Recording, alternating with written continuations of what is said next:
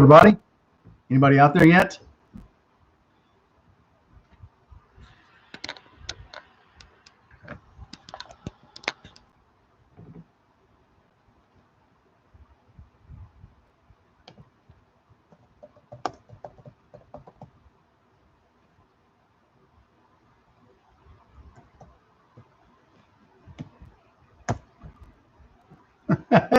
Hello, Chris. I should have known you'd be the first one on, man. How you doing, buddy?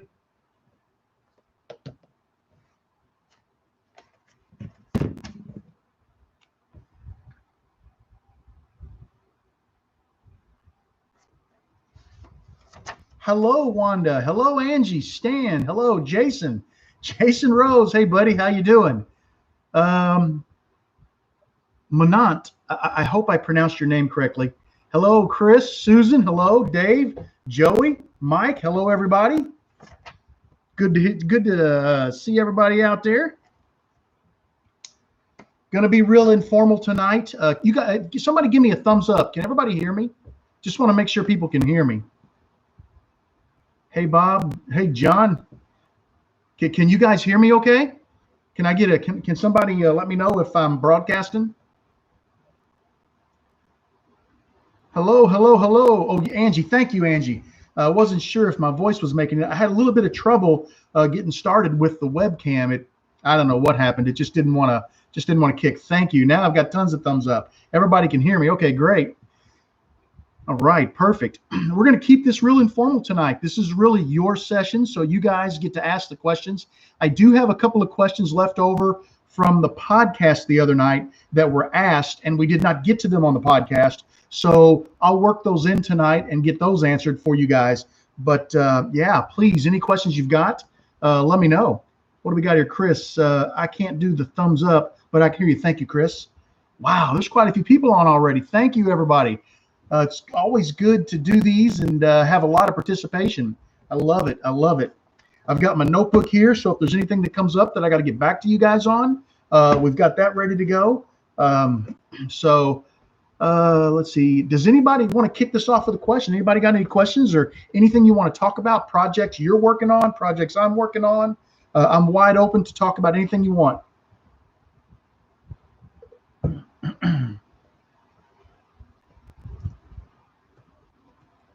All right, let's see. I'll jump over here and we'll start out. More basic, also difficult to answer. What's your biggest project? Okay, I've got a question here by Thomas Tate. It says, my question is basic, but also difficult to answer. What was your biggest project failure and what did you learn from it to improve on the next attempt, if there was multiple attempts? Wow, biggest project failure. I'm going to say I was making those Route 66 bottle caps and I was casting them. And the very first one that I cast came out of the mold and it was just like super tacky and sticky. That was one of my biggest failures. It was all full of pock marks. It was just a horrible blank. And I ended up cleaning out all the loose goop and filling it with CA, made the pen work. It didn't look great, but I made it. But what I learned from that is I showed that on a YouTube video, and I got a lot of feedback from people on, heating the mold up ahead of time, on pressure in the pot. I think there was moisture in the pot at that time too. So making sure I had a moisture trap in place. So I learned quite a bit from it, and I did do it again. I actually ended up making 6 Route 66 bottle cap pens that I actually sent to Route 66. And if you ever go visit that soda company, they are in a display case there. So I'm really happy about that. But there's one for each flavor. They had 6 flavors, and I made a colored pen for each flavor. All right, what do we got here? Thumbs up. I've got a bunch of ideas for projects. Okay. Angie McLaren, how do you store your drill bits? Well, Angie, I have one of those big cases that my bits came in, and they all kind of fold down. You can lock the top. That's for my main set of bits that I use for the bespoke pens. When it comes to the other pens that I use for drilling out my blanks, each of them, when I bought them individually, came in a package, and I always keep them in the package. And I don't have anything fancy, but they're over here on this table. They're just kind of laying there. I don't really do anything fancy. I hope to hang them if I ever get back to fixing that table up, but I always keep them in their original containers so I don't nick the bits up. Hello from Australia, Ernie. Wow, thanks for joining us today, buddy. Dave's crazy. I live in Wisconsin. I'm having issues with my CA. Well, tell us a little more about the CA issues you're having, Dave. Maybe myself or one of the other people. There's some really good turners already on this call or on this chat, so we might be able to help you out. I do have a question. I did a birdhouse and it had a knot or something on it. I don't know what it is, but what do I do about that the next time? Honestly, Chris, that's just something that you got to kind of face, because you never know when you start turning a piece of wood what you're going to find inside of that wood. The best thing is that when it comes to a knot, sometimes they'll pop out. Sometimes you could turn over them. They're very hard to turn. But when it comes to a knot, if you use a skew, you can usually clean those knots up fairly good with a skew. Let's see. Sean Ferris. Hello, Sean. Have you used CA glue from Hobby Lobby? I have not. I noticed that they sell CA glue, little containers of it, but I've not tried it. I almost did once because I needed some CA, but then I had a friend who was coming through Louisville, and I PayPal'd them some money, and they picked me up a little Star Bond at Woodcraft in Louisville and brought it to me. So I have not used it. Juan Santana. Hello, Juan. Turned my first pin thanks to your videos. Hey, congratulations, dude. Send a photo, man. I love seeing photos. Turning was a pain. Uh-oh. Given the cheap tools I have, can you suggest a good set of turning tools? That's a lot of preference. There are so many types of turning tools, and I haven't used them all. I have been using, I had good luck with an inexpensive set called Benjamin's Best, and then Woodcraft has a set called Pinnacle that aren't bad, and then I use some Robert Sorby that are like insane. They're awesome, but they're pricey. I know D-Way Tools, Doug Thompson, those are top of the line tools that are going to be incredible. They're like you buy them once and they last you for a lifetime tools. But if you want to stay in the middle, Benjamin's Best is nice. The Pinnacle from Woodcraft is nice. Easy Wood's great if you don't want to do a tool, a high-speed steel. Easy Wood they're a little pricey, but they're going to last you a long time. They're well built. Let's see. Bob Holt. Why is there no audio? Bob, I don't know. Everybody else is giving me the thumbs up that they've got audio. Check and make sure your volume is all the way up. And if it's still a problem, continue to post, and maybe somebody out there will have a tech tip that can help us out. CA as a final finish or resin on a resin pin, yes or no? Depends. I use CA on resin from time to time if it's a hybrid to protect the wood. I don't normally put CA on a resin pin if it's just straight up Alumilite. Normally, I micro mesh it, and then I use a good polish like Plastex. If you don't want to spend a lot of money, Plastex you use on headlights for your car. Get it at AutoZone, get it at Walmart, and it's cheap. But I've been using Renaissance wax, which is a little more expensive, but it's a super nice wax. However, Plastex is a great product, and it's not going to break the bank. Let's see. How many times did you have to practice your CA finish? A bunch. The first couple of times, I glued rags to the blank. I glued gloves to the blank. It was a mess the first couple of times. The trick is to never stop moving. Just keep moving and wipe off the blank. I use those nonstick, either Hdpe, UHMW, Delrin, any of those materials are great for nonstick. And just basically as you put the CA, just turn right off the blank. Otherwise, if you're moving, and don't go fast because you'll sling it everywhere. Drop down to about 400 or 500 RPMs, and that's generally where I operate at. The Pole Barn Productions. Hello, how are you? Dave's Creations. My CA is setting very fast, and I use stick fast. It will. Thin CA will set within a few seconds. That's what it's supposed to do. It soaks into the blank and it sets. Your medium will take a little bit longer when you apply that.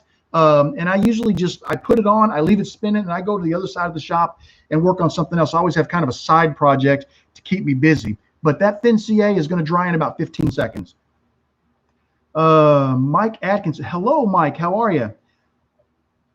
Dave's Creations. Hey, Doug. Hello. Somebody said, Chris, I tried to turn it with carbide and I keep getting catches. It scares the living you-know-what out of me. I know what you're talking about. When you have a knot in wood, it's hard. The knot is always going to be hard because the grain is facing a different direction. So when you hit that, you're going from turning maybe with the grain, the grain's going down the lathe like a spindle, and then you've got grain pointing straight out at you. So you've really got to have a sharp tool. You've really got to be careful with your carbide. Maybe try turning the carbide up at a little bit of an angle so that less of the carbide is making contact with the wood. And that'll be more skew-like, and you may have a little better luck with it. That's just something that's going to take a lot of practice, Chris. I mean, it's not something you can fix, just with somebody answering a question. You just really got to practice with it, and you will get good at it, but it's going to take a little work. Let's see. How's it going, Doug? That people are, hey, that's great. You guys are talking back and forth. I love it. Let's see. It is, I think, it was close to the mic. It is, I think he was too close to the mic. Oh, okay. Is that me too close to the mic? Is that what you guys are saying? I can back off a little bit. No audio issues in Australia. Great, great. Keep us posted if you're having issues. We'll get somebody to help you out. Do you ever have a problem with resin blanks chipping? Yes, I do. Resin blanks can be frustrating. There are many different kinds of resin blanks. I like the Alumilites and I like the poly resins. If you're going with, say, Inlaced acrylester or some of the stuff that they sell at like Penn State, those blanks can be chippy. It depends on the resin. Epoxy resins are nice, but if you notice a blank is chippy, find out what kind of resin it is, and try a different type of resin and see what you think. If you turn Alumilite, that stuff turns like a dream, man. It's nothing but ribbons. You'll spend more time pulling the ribbons off of your mandrel than you will chipping, because that stuff is sweet. Let's see. Wow, lots of great questions. Do you have a pressure pot, but let's see, notice you have a pressure pot, but don't do much cast? That's right. I always say I have shop squirrels. In the shop, I'll start doing something and then I'll find something else and I'll go off on a tangent. And casting, there's my pot right there, right there. I got into casting for a while. I did it, and then I kind of got away from it. I got onto another tangent. I hope to get back to it one day. I actually have some resin, and I hope it's not going to go bad on me, but I don't know what the shelf life is on it. I'd like to get back to casting. I've got so many tangents going with the bespoke pens, and I've been doing bespoke on a budget over on my Patreon channel, and then I've got the metal lathe I've been trying to learn, and I kind of fell out with that.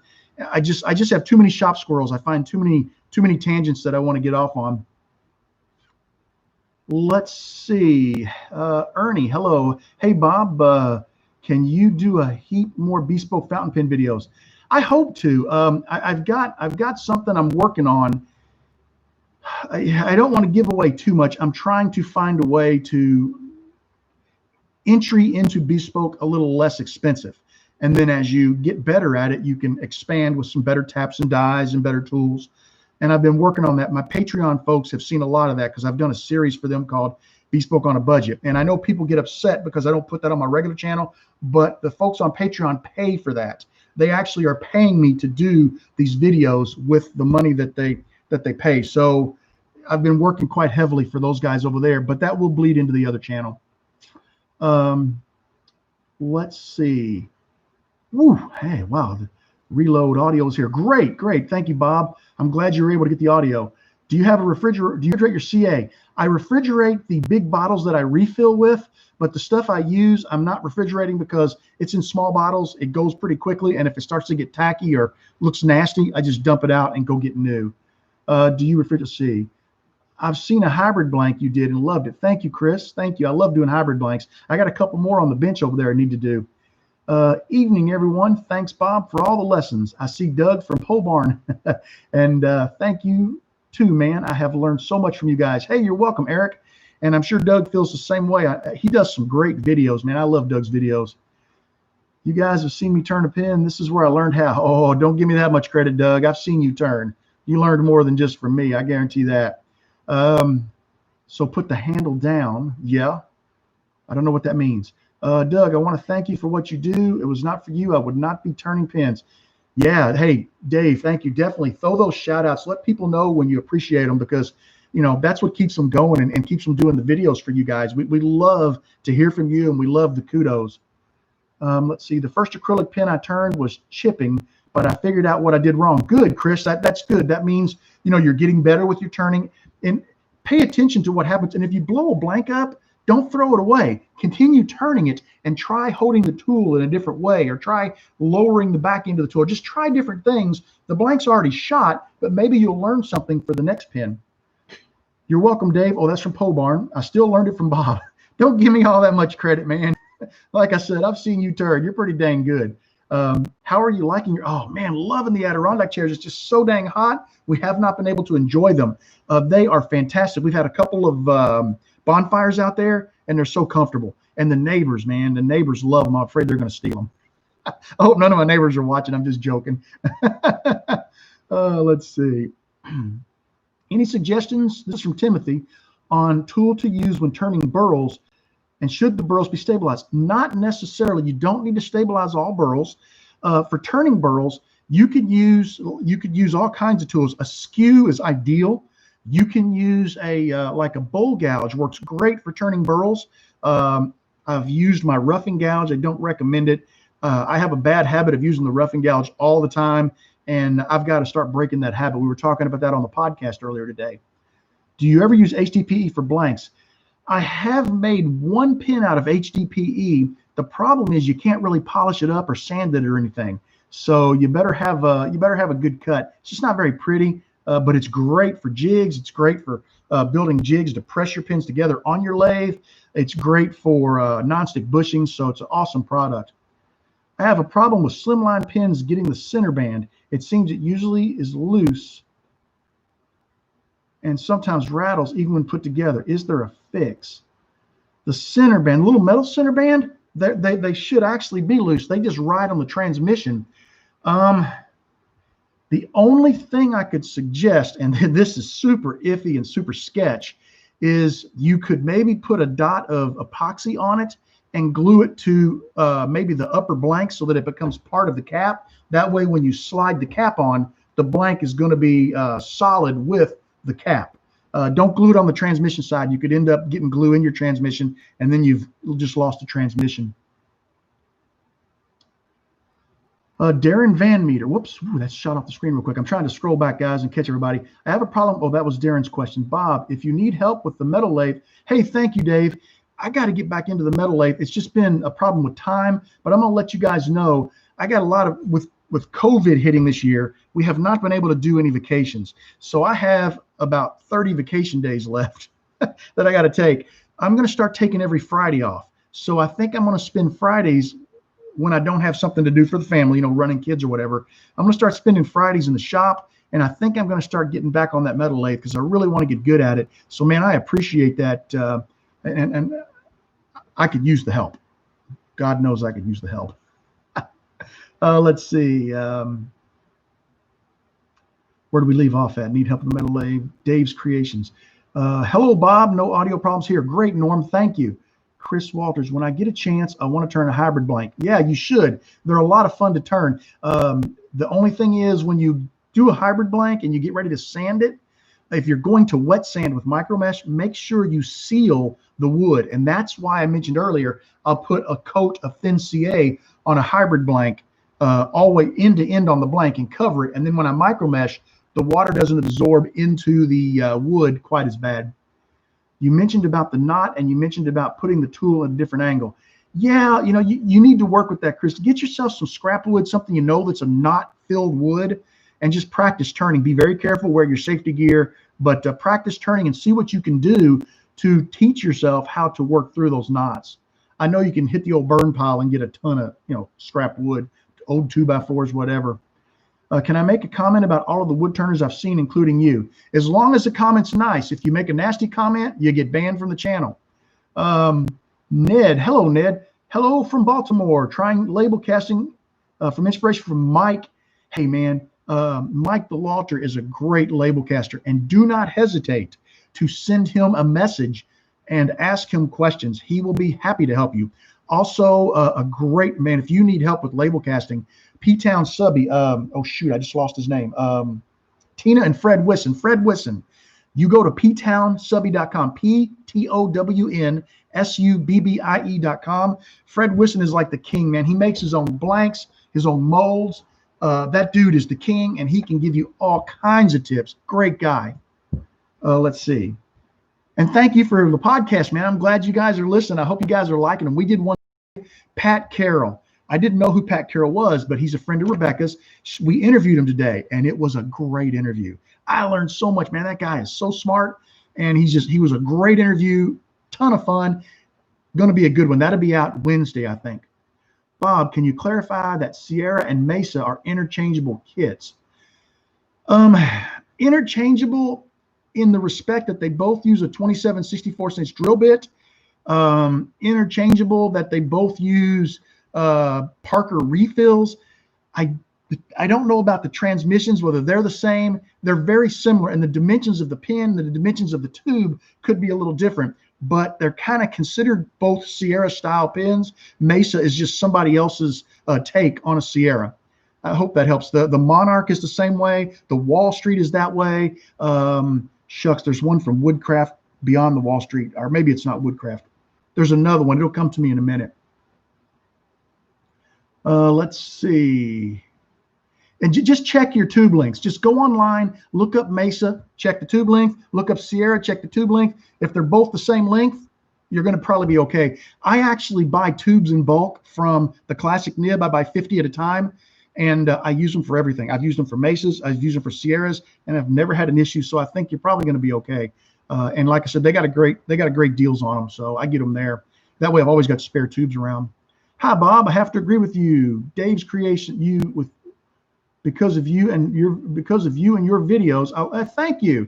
I know Dave appreciates that too, Carlos. We love when we can help people, turn and learn more about turning.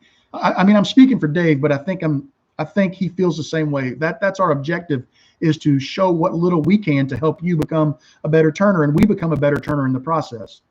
My trim rings are not loose. Excellent. That's perfect. Love your new podcast. Just haven't figured out how to leave feedback. Generally in your podcast player, I thought there was a place at the bottom, like a menu item, that lets you leave feedback.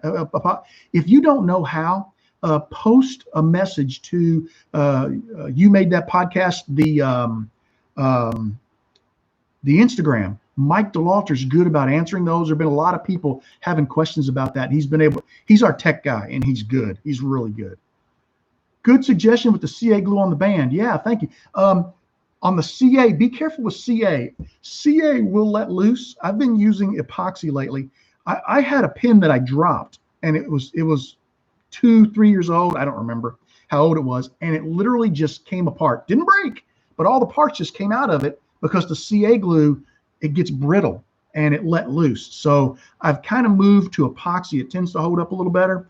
But if CA is what you got, then definitely use CA. Use a medium. Don't use thin. Thin will ruin your day, man. It'll ruin your day. Use a medium or a thick.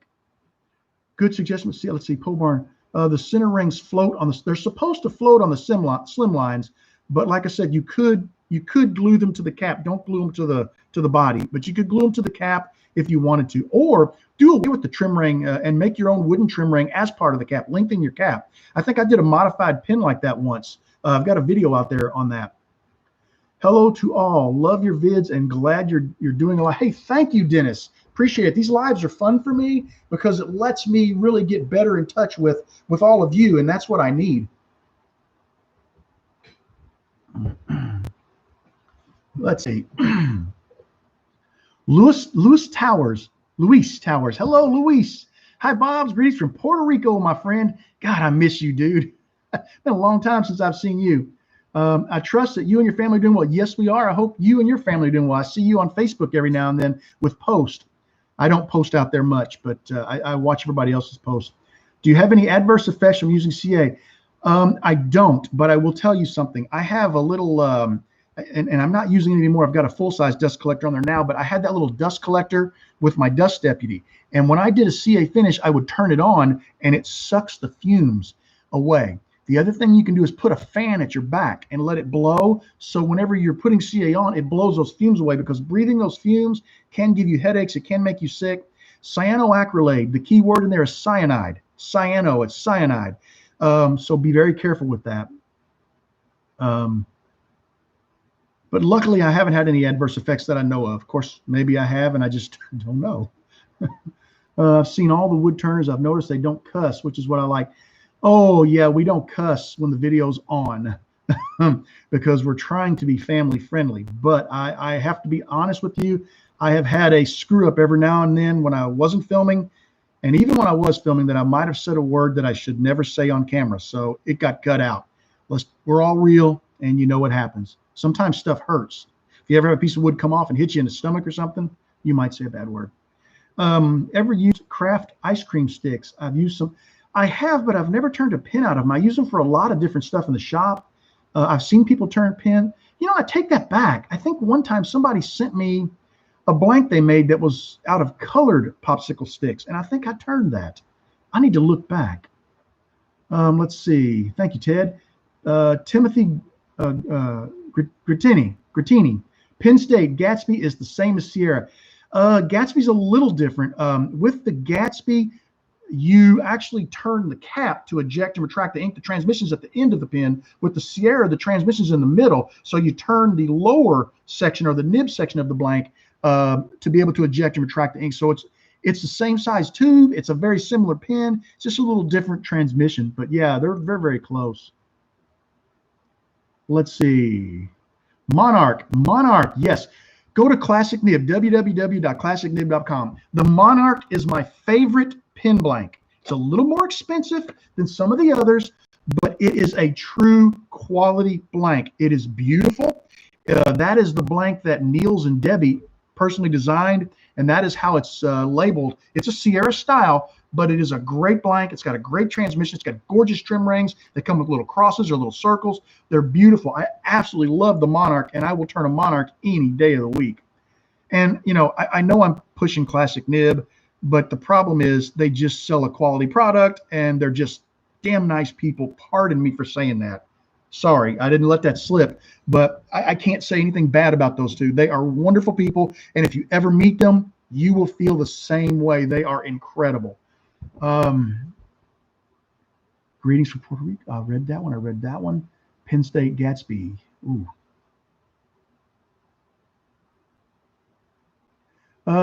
Greetings from Atlanta. What would it take to make a Kentucky Wild? You know what? If I was going to do a Kentucky Wildcats pen, I would contact one of the people who does label cast blanks in the group. Pick a Kentucky logo you like or some symbolism of UK, and send it to those guys, and they can put it on a pen blank for you in clear Illuminate. It'll make a gorgeous pen. I've done U of L pens that way. You know, it's not something you want to make and sell because it's licensed, but if you're just doing a one-off for your personal use, you know, it depends on how you feel about that. I don't like to promote that too much, but there are people that have a license to sell them too. Thank you, Eric. Thanks to Tim and Eric as well. Yep, thank you, everybody. We got some great turners out there. Bob, it was great to see you. I got to get rolling. Okay, take her easy, Chris. Have a great night. Steve Jeremiah. Hi there, Bob from Essex, UK. Hey, wow. Hello. How are you, Steve? I learned loads from you and love your channel, fella. Thank you, sir. I truly appreciate that. Art Alonzo. Now, there's an old buddy of mine. Hello, Bob. Art here. Can you explain the difference between using a jig for sanding or sanding? The difference between using a jig and sanding directly on the sander is the tube is on a punch, and it holds it perfectly 90 degrees to the wheel, so you get a perfect flat surface. If you do it by hand and you're a little bit off, like say you lay it on the table and your blank's not perfectly square, it's at a bit of an angle, you can actually sand your blank and not have a perfectly square face on your blank. So that's why I prefer to go with the jig. Let's see. Yes, we do. Just call those cuss words angry chipmunk. They slip every once in a while. I don't like it, but I try not to, but you know, it happens. We're human, right? We're all human. Have you or anyone ever tried using Gorilla Glue? I have used Gorilla Glue, not clear. I used the foaming kind. I tried it in a batch of pens I made for Operation Gratitude, and I have to say I was happy with it. I've not tried the clear. I used to use the foaming all the time, and I just got away from it because it got a little bit messy.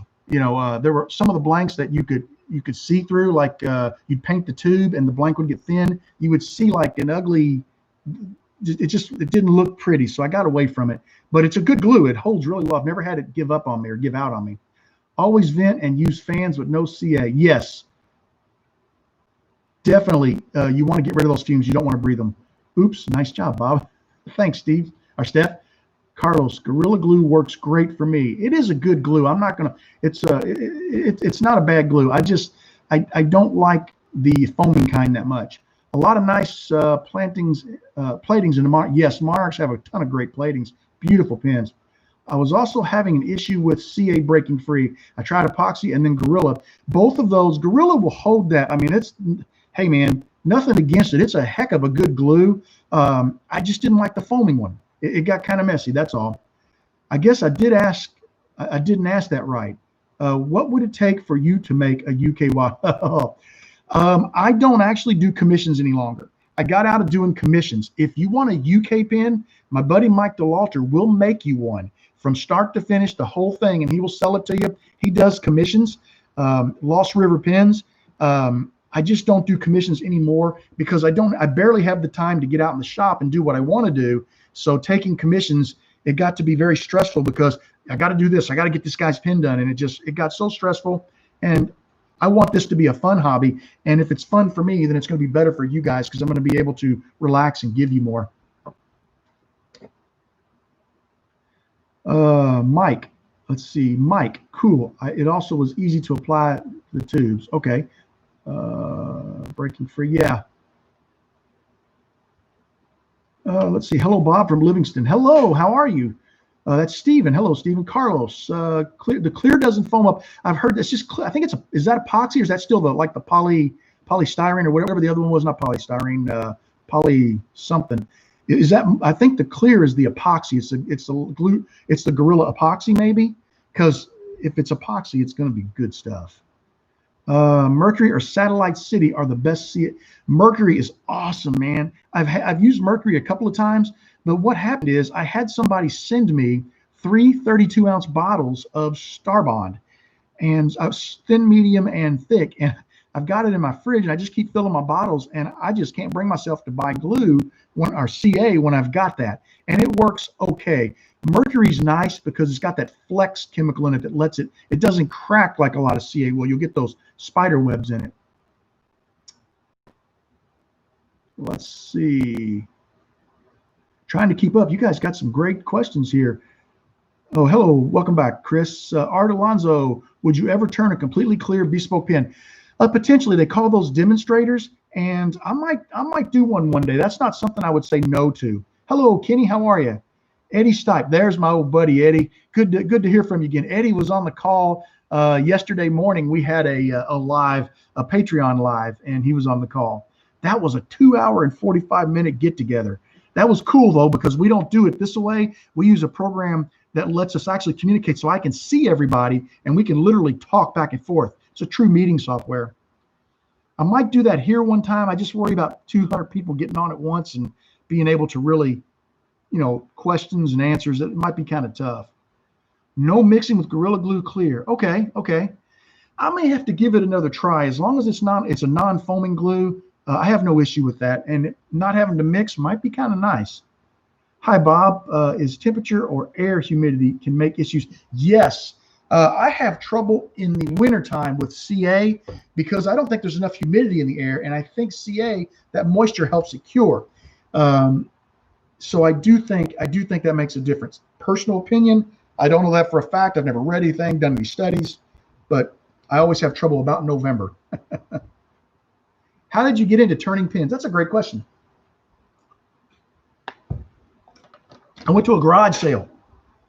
I found a lathe in parts, a box full of parts, $25. And I asked the guy, does it work? Yeah, it works. I said, well, I got no guarantee. I'll give you 20. Okay. He sold it to me. I took it home. I put it together. Put a couple big pieces of wood on there. It was okay. I needed something to do. So I got online. I started looking at pin videos because, pins are smaller. You can turn them really quickly. And it just caught on with me. And I just started turning pins. It really happened by accident. Let's see. Your voice is cracking again. Is it my voice or is it the video? Hello from Missouri. That's John O'Neill. Thanks for your videos. Thank you, John. I appreciate that. Thank you very much. CJ's Hobbies. Hello, Bob from Tennessee. Hello. Have you or others used UV resin in place of CA? I got a buddy, Bob Hayden, who does that. Now, I know a lot of people who make fishing lures use that UV resin, and they're putting that in a lake with the fishing lure, right? So it's got to be pretty durable. I want to get into it. It's just I haven't. The expensive part, the resin, I think is cheap. I think it's a good quality UV light. It can be a little pricey, but I think once you get into it, I think it's a good option for CA, and it's low VOC as well. And like I said, they put that right in the lake to fish with, so it's got to hold up against the oils in your hand in day-to-day use. Hello from Canada. Is there a variety of fountain pen kits for turning? Oh my gosh, yes. One of the ones that I really like, if you're talking about kits, is shucks, what's the name of that kit? I got it from Classic Nib, and they use, the reason why I like theirs is they use a Dacom nib, and when you get into fountain pens, nibs are the most important thing. Iridium is not that great. Dacom is made by a company called Yowo, Jowo, Yowo. And Dacom it's just rebranded, but it's a Yowo nib. It's a good quality nib. Classic Nib sells them. They're great. Bach nibs are pretty darn good too. But you just need to be aware you've got to buy the tap set to fit your particular nib. And that's where the expense comes in if you're doing non-kitted pens. With kitted pens, that's why I like the one from Classic Nib, because it's got a quality nib in it. And I'm sure there are others. I'm really still learning. I've got several to turn, and I just haven't turned them yet. What did I miss? Thomas, you missed everything. We've been talking about you for 15 minutes. Eric Bright. Hello, Eric. Bob, I watched your money pen vid where you use model paint for the inside of the blank. Have you found that you get a better result painting the blank? I honestly, I don't know that I get a better result with one or the other. The trick is just not to put the paint on too thick, because if you do, you'll have trouble inserting the tube into the blank. So keep it thin. I kind of like painting the inside of the tube, the blank, and the reason why is it's neater. You're painting the tube, I get it on my fingers. I paint the blank, I can hold the blank, use a Q-tip, and I don't have any trouble. Hey, Bob, I've had a few mishaps forgetting to paint the inside of the acrylic in the barrel shows. What's your preferred method? I really prefer to paint the inside of the blank as opposed. Either way is fine, and it really is a personal preference. They both appear to be about the same, but I really like to paint the blank. The nice thing about the tube is you can make sure you got every bit of the surface, where when you paint the blank, you could miss a spot. So you got to kind of try both and see what you think. Let's see. Whoa. Oh, man, let's see. I dip my pens in varnish as CA is not that easily available in Australia. Yes, I've heard that CA is not really available in Australia, or not as available in Australia. That's kind of neat, varnish. I've never tried that. That's worth looking into. Thank you. Still enjoying videos. Thank you, Winston. You think it's the video. Is anybody else having trouble with my voice breaking up, or do we sound okay out there? Yes, I call them Jowo sometime, but it's pronounced, is it Yovo? I thought it was Y-O-W-O, Yowo. It's pronounced Yovo, huh? Okay. Learn something new every day. Hi, Bob. I've seen all your videos, but this is the first time I'm live with you. Let's see. I do wood sings carving, and I got into pen turning the last 3 weeks. Wood sings carving. I don't know what that is. Tell me a little more about that. You've piqued my interest now. Done about 30 pins so far. Congratulations, Eli. Welcome to turning. It's a lot of fun, isn't it? Hopefully, it's all good. Yeah. No, it wasn't, Thomas. Sorry, J-O-W-O is pronounced Yovo. Okay. I didn't know that. I thought it was Yowo, but okay. Yovo, Y-O-V-O. Thank you for setting me straight on that, because I've been saying it wrong now for a while. Did you ever confirm the thread on those Chinese nibs? I did not. I think what I'm going to do is, I've got 6 of those Chinese pins coming in. I'm going to see if I can send one of them off to a guy who sells both Bach and Yovo nibs. I think it's a number 5. I think it's the same as number 5 Yovo, but I'm going to send one off and see if he would just check the threads for me against one of his nibs. So hopefully we'll find out, but they're coming from China, and I haven't even gotten notified that they've left China Post yet. So they haven't even made it to the boat yet. Sorry for asking a lot of questions, but I have another one. I have 20 pre-drilled 3/4, 3/4 by 2 1/4 pin blanks with a 3/4 inch tube. What kits will fit for them? Most single tube pins. You could actually, if they're already drilled though, man, with a 3/8 inch, that's tough. There are so many kits. What I think I would do is I would call, and I'm going to recommend this, call Penn State, request a free catalog. Go through the catalog. It'll have all their pins. It'll have all the sizes of the tubes needed to make those pins. And you can circle all the ones that are 3/8 of an inch tube. Once you know, then you can go to IAP, the International Pin Turners Association, and they have an app. I bought it for my phone. It's 99 cents. You can type in Sierra and you can find all of the kits that are the same as a Sierra, the Monarch, the whatever. So once you know a 3/8 inch kit, then you can look for all of the clones to that kit, and then you'll have a pretty good idea of what you can get in the way of, you know, kits that'll fit 3/8. 3/8. I haven't turned a lot of 3/8 pins recently. Most of them are 27 64ths. ELO or the Eagles? Oh man, that's tough because I love them both. God, dang, Art, why'd you have to do that to me, man? You got two top-notch groups there. I love them both. Golly, I don't think I can pick. If I hate to do this. Maybe I would take ELO by just 1/8 of a point over the Eagles, just because their music is so big, right? It reminds me of Queen, where it's just got so much volume to the music. But the Eagles are solid, man. They're cool. The mic is cracking. My mic is cracking, huh? Shoot. I'm sorry about that, guys. I can take a pause and go get another mic. Do you guys, is it that bad where you guys need me to go get another mic? I can do that. Please let me know in the comments, and I will do that if we need to.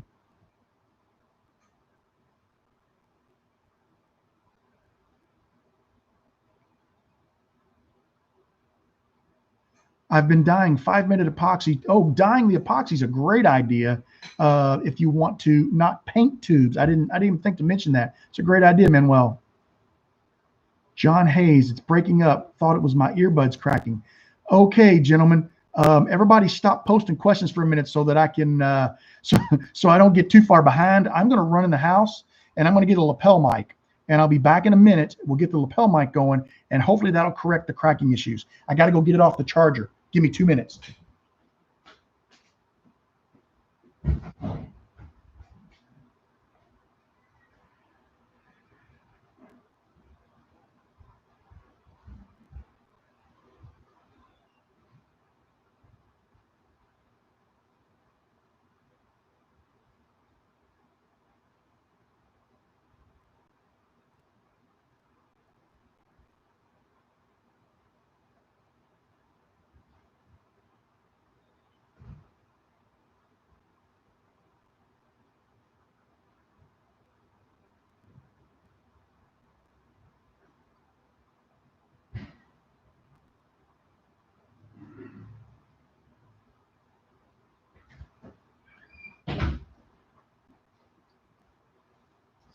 Okay, I'm back. I got another mic, and I got a reserve here. Dang root beer. We're going to have a little root beer while we go. Give me a minute. Hold the questions for a couple of minutes so I don't get too far behind. Let me see about getting this mic attached up, and hopefully we can correct this issue. It's going to take me a minute.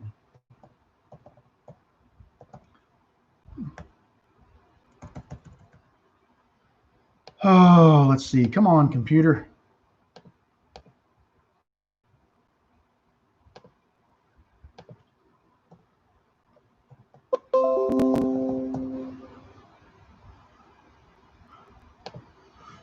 Okay.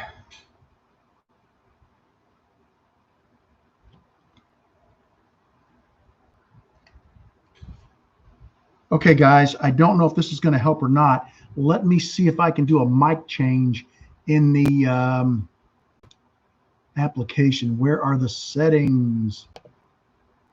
Participants, pop-outs, toggles. Sorry, guys, we're going to, here we go. Webcam. I don't want to mess with that. Manage. Okay, bear with me. I'm going to attempt. Shucks. Has any? Here we go. Here we go. That's mute. I'm not seeing the mic.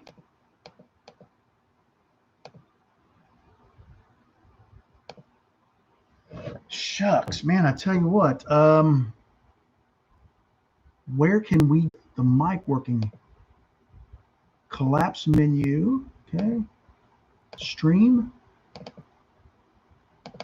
Webcam, manage. Guys, I'm not seeing where I can change. I thought I could change this mic. I know in the beginning when you start the live, you can change the mic. Well, darn it. Let me go to the computer. Let me go into Bluetooth here. And okay, I'm paired. Ethernet adapter, surface integration, surface. I am paired and it is on. Am I still breaking up really bad, guys? I don't know if this mic is taking over. I don't see anywhere in here where I can change the mic.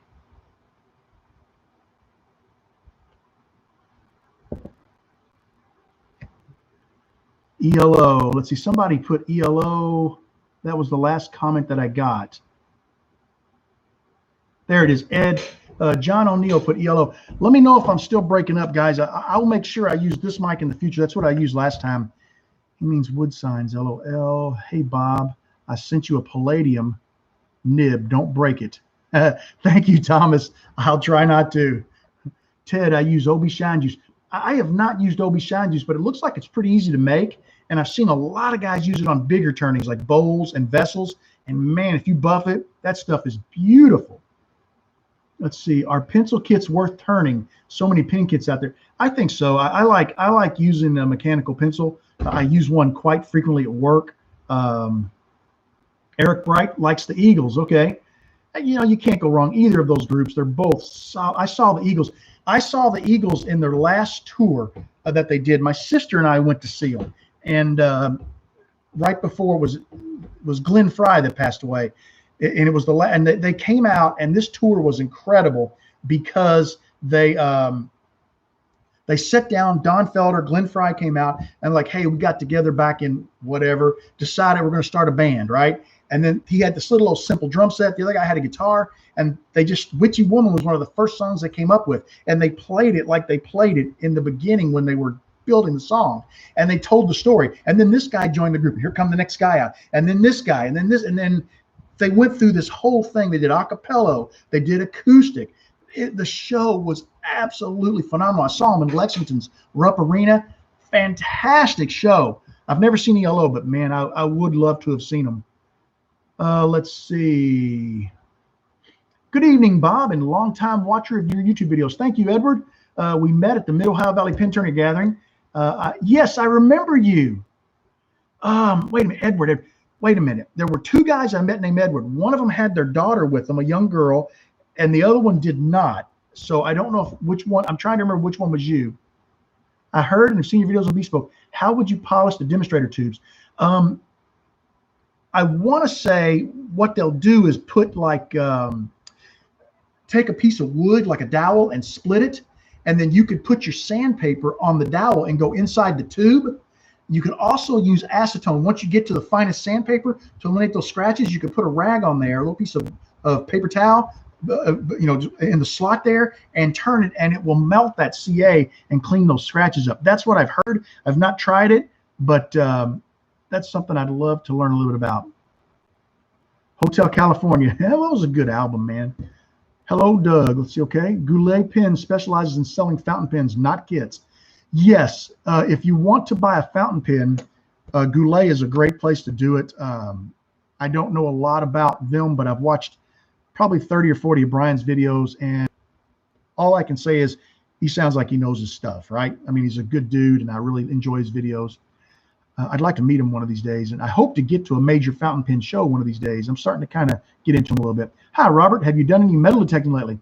No, man. I got my metal detector out, got it all cleaned up, took it to Louisville to metal detect with my dad, and it was like 90-something degrees. And my dad, the heat doesn't do well for him, so we ended up going to the shooting range instead. And then I bought 2 of the guns from him that we took to the range because, I don't know, I like to spend money. Blue Knight, no. Hi, Bob. Have you tried the over-under shotgun pens?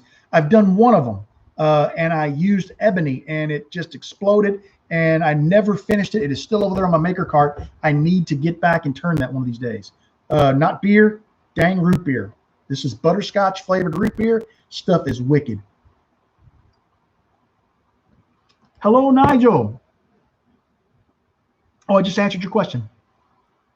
Not a problem with the mic. So you can hear me okay now? I'm not breaking up anymore? Please let me know. I want to give you the best quality presentation that I can. Donald Rogers says, I hear you well. Donald, is this the Donald Rogers from Salem, Indiana? Or is this another Donald Rogers? Because I got a buddy in Salem. Let's see. John Hayes, slight crackle. Man, I'm sorry. It could even be my fan in the background interfering because it's hotter than heck out here and I didn't want to turn the air conditioner on. Not that bad here, not that bad. Okay, good. It's okay. I've heard no cracking. Maybe that's what it is. Not bad here, very slight crackle. Thomas Tate, you're good on volume. The breaking usually indicates bad internet. Okay, well, that could be. It could be my internet even. Now that Bob is gone, we can talk about him. Yes, please do talk about me because all the comments come up on here and I can check them out later and I can find out who's talking bad about me, Eddie. That's not Eddie, that's Bent Tree.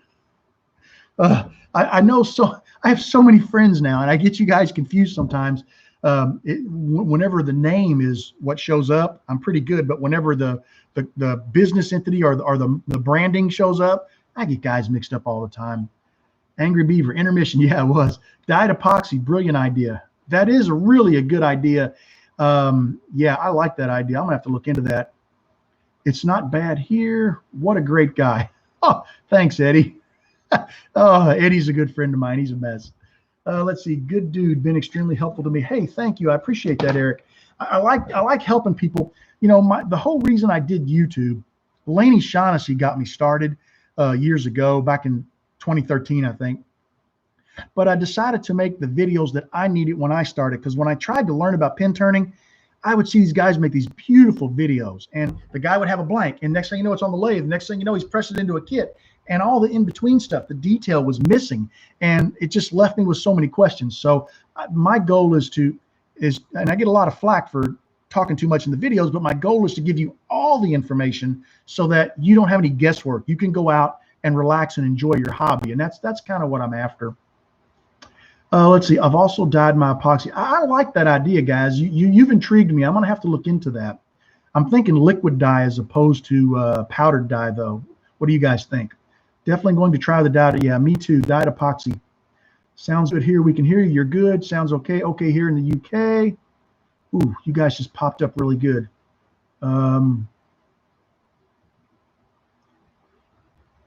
Crystal clear, just crackling, someone said. Could be internet connection. I'm still breaking up. Hello, Bob.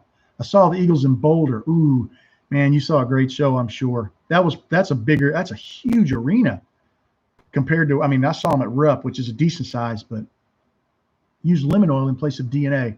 That's a cool idea, man. I never thought about that. I mean, it's a lot more environmentally friendly because I know my friends in California can't get denatured alcohol. So lemon oil. That's interesting. Thoughts on close to the wood finish. Thoughts on close to the wood finish for pins. Close to the wood. I'm sorry, I don't understand the question. Chris Walters ordered mechanical pencil kit and he's nervous to turn it. Chris, don't be nervous, man. Just do it, right? Just go out and do it. That's how you're going to learn, brother. You're going to get better. Is there any lacquer that comes close to the black Japanese lacquer? That I don't know. If anybody knows that, John Hayes is looking for a lacquer that comes close to black Japanese lacquer. If anybody knows anything about that, drop a comment because I know nothing. I'm pulling a Sergeant Schultz there. I know nothing. I've done pencil kit, no real difference. It's really not. If you can do a slimline, you can do a pencil kit. Where are you located? Southern tip of Indiana, a little town called Newburgh, just on the outskirts of Evansville. Seriously, Bob, I can't actually stress the fact on the palladium nibs, LOL. Too expensive to write with, but write like a dream. Okay, thank you. Early Christmas. Well, thank you, Thomas. I will be careful with it. I tell you what, I sure will, I promise. Yes, it's some great root beer. You're darn right, man. This stuff is the bomb.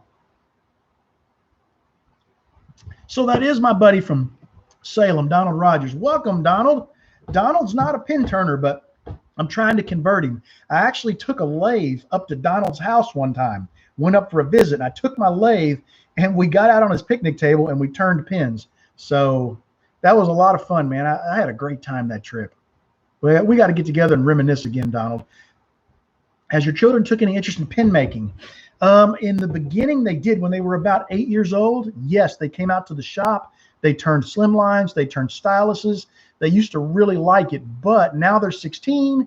They're more interested in girls and boys. They're more interested in driving cars and going to parties and things like that. And Dad's not that fun. He's a boring old dude that gets sawdust all over the place.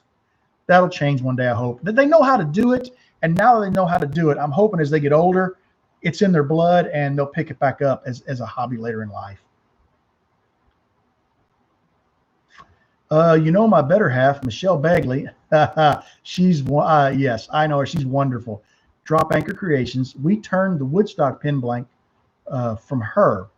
We were quite flattered when you did. Thank you. Oh, well, thank you. Yes, I know. You know my better half, Michelle Bagley. Yes. You turned the Woodstock pin blank. Yes. Okay. I read that wrong. Yes. Drop Anchor Creations has a Woodstock. You guys will remember that. I used a Monarch pin kit I got from Classic Nib. It kind of had like an oil sheen finish where it had all kinds of different colors. So it kind of made it psychedelic. And then the pin from Michelle has a little piece of wood from the stage at Woodstock in it. And you get a certificate of authenticity. And it's a sweet blank, man. It turned great. And I owe Michelle a big thank you because the first one I turned blew up. And it blew up not because of the blank, but because of the turner. And Michelle was so kind. She immediately sent me another one. And I thank you so much, Michelle. And that video turned out great. And that pin, I had people fighting over that pin. It was a popular pin. People, they identified with it. Let's see. So say hello to Michelle for me, please do. Jeff Zambron, message retracted. Wait a minute. Let's see, Manuel Ramirez. I use Alumalite dyes. Okay, Alumalite dyes for resin. Manuel, do you know, will those Alumalite dyes, will they work to a dye epoxy? Because we've been talking a bit about dyeing epoxy for gluing your tubes and your blanks so that way you don't have to paint the tube or the blank. So if you know anything about that, that'd be great. It was your fault I got into pin turning. I'm sorry, apologize to your better half. I know Nigel, I know you're having a great time with it. You can blame me, but I know you're having a good time. John Hayes, color resin always reminded me of old marbles. Man, there are some really cool colored resin, isn't there? Some of that stuff is amazing. I do pin with dots. What I do is a 3/8" hole, color the epoxy, and fill the hole. Well, that's kind of neat. So Eddie Stipe says he will drill a hole, 3/8" hole in his blank, and he'll fill it with colored epoxy. So that's a really cool idea, really cool technique. Very creative and something worth trying. Ted says he's been wood turning for over 20 years. Wasn't interested in pins till I found your channel last year. Now I'm really inspired to make. Well, thank you. That's a very nice thing to say. I appreciate that. Thank you very much. I hope we get to meet sometime at a pin show. Jeff says use the dye for polyester resin for dyeing epoxy. Okay, great tip. The polyester resin dyes are the ones that will work well with dyeing epoxy. When Not was in darn autocrat. I've learned pretty much most of my pin turning from Bob. The explanations of processes, including mistakes and fixes and details, have made me a much. Thank you, Eric. I appreciate that. And I'll be honest with you, I'm really not even a good pin turner, a good turner. I've got a lot of bad habits that I need to break. So, you know, I'm glad that you were able to take some of what I do and use it to benefit yourself. Yeah, one more pass. Thanks, Art. Eventually, guys, there is going to be, if I can find a reasonable t-shirt company, I'm going to do some t-shirts, and one more pass is going to be one of the t-shirts because that's become a catchphrase of mine. But golly, they're so expensive. I don't want to have somebody pay 25 bucks for a dang t-shirt. Maybe I'm a tightwad. I don't know. Jed says, do you have a preferred pin case or pouch that you use? I don't use them. I really don't. I just don't use them. Bob, never thought I'd say this. I have a trip for you. Next time you think one more pass, stop, a tip for you, pass, stop. Yeah, you would think I would learn my lesson, but the problem is, and I'll tell you why it never works. I'm turning with a dang roughing gouge. You guys don't do what I do. That's what I mean by a bad habit. Start to finish with a roughing gouge. Bob has got to start getting some practice with a skew or with a bow gouge, and I got to stop turning. That's what's killing me, is that dang roughing gouge. I got to get away from that. So that was pretty funny. Yes, Alumilite dye works in epoxy. Okay, great. Alumilite dye and epoxy. That's good to know. I'm going to have to get myself hooked up with a little bit of that. You can also use alcohol inks. Now, that's good to know. Yes, I use it with the 5-minute epoxy.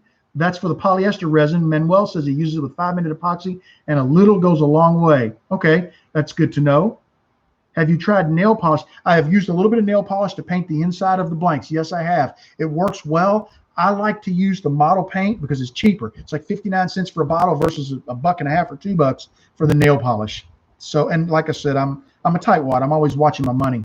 I want a shirt. Yeah, I want to get some shirts made. I want one that just has the logo on it. I want one that says one more pass. I want one that says you are always welcome in my shop. And I want to do those. But man, everybody you look at, it's $25 for a shirt. And I do not want you guys paying $25. I don't even care. I don't even want to make any money on them. But I want it to be a reasonable price.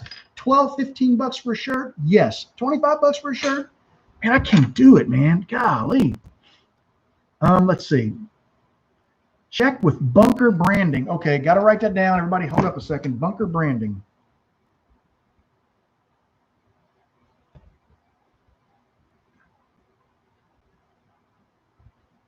Shirts. Okay, I'll write that down. Check with bunker branding. He is another YouTuber who started a t-shirt business. Okay, that's good to know. What I'd like to find is somebody that you can contact and buy the shirt, and they make it. That way I don't have to keep a bunch of mediums, a bunch of larges, a bunch of extra larges, and worry about shipping them out. You can just contact them, and then I design the logo and give them the logo, and then they just print the shirts. Let's see. The velvet bags work great. Okay, the velvet bags are great and come in many colors. That's what Eric Bright is saying about for protecting your pins. I don't really use anything. I put them in a case, and then I just end up giving most of them away. When you make a chaos blank, have you ever thought of cutting some off the blanks shorter before you glue so they're different lengths so you don't have to trim so much? Yeah, I try to cut them close. Sometimes I get in a hurry and I get a little wasteful, but you're right. You should have to kind of clean things up. And I just don't do a good job with that. I would pay $25 for a shirt with your logo. Thank you, Randy. I appreciate that. I just want to get it down to where it's more. I hate asking guys to shell out that much money. You know what I mean? I don't know. Just a shill for my channel, right? I don't know. But eventually I want shirts. I want to get a couple myself. But thank you for that. Let us decide on price of the shirt. Yeah, I agree. You know, some people are willing to pay it, but I got a lot of guys out there who are on a tight budget. You know, they're married and mama or daddy don't like them to spend all that extra cash, right? And I got to say daddy too, because we got a lot of lady turners. I got some wonderful, amazing lady turners, and I love them all. They're great. I still think that you should have a sticker that says, "Oh no, here comes the slow-mo." I like that. I like that a lot. Good night, Chris. Thank you, Art. I appreciate that. Have you checked Cafe Press? I did. I didn't get very far with Cafe Press. I would go with Zazzle. Let me write these down. I'll do some more checking. I need to see if I get an assistant to check for me. Cafe Press.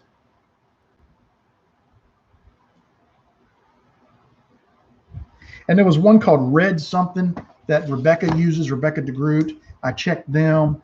Let's see. You have checked Cafe Press for me. Okay. I'll check them out. Zazzle has them for a little under $20. That's awesome. I first watching your channel and got me into pin making. Love your informal videos. Thank you, Randy. I appreciate that. Norm Makers, don't forget hats. Yeah. I mean, once you get with one of these companies and they have your logo, heck, you go there and pick whatever you want. They'll do a coffee mug, a hat. They'll print underwear for you. You know, they have a ton of products, and you just pick the products. They put that logo on that one, and they do it. And that's what that's kind of what I'm looking for. Somebody to kind of do that. I want to get a couple for myself, right? To wear to the shows and stuff. NJ Woodworks. Hello, things are going good, man. We're having a great night tonight. Got to have lids, a lid too. Yeah, hats are important, man. My wife, there's a lady here locally that does embroidery. She has one of those machines, and my wife sent her my logo, and you've seen me wear the shirts with the, over the breast with the RJBWoodturner, and the hats with RJBWoodturner. And she charges me. My wife will buy the shirt. She'll buy like Eddie Bauer t-shirts, so they're decent t-shirts, and she'll take them over to her, and she charges me $10 a logo to stitch them on. And I really like those. And the same for the hat. My wife bought me a couple of hats for Father's Day or my birthday, I forget which one, last year, and had my logo put on them. And I really love those. I thought about contacting her, but I know she doesn't really keep shirts on hand. Usually you take her what you want. So maybe it's a situation where you could ship her a shirt, and for $10 or so, she would embroider it, and you can pay for the shipping back. And maybe we could do something like that. I'll talk with her too. Hello, Bob. Okay, how's everything going? Great. Got to have a lid too. Yep. A good saying for the shirt would be tranquility and turning. Yeah, it's pretty relaxing most of the time. I would agree.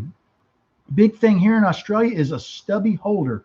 I think you call it can koozies. Yeah, can koozies. I have a couple of those around somewhere, and I need them because look how this thing is sweating. Yeah, I need one out here in the shop. It's really humid.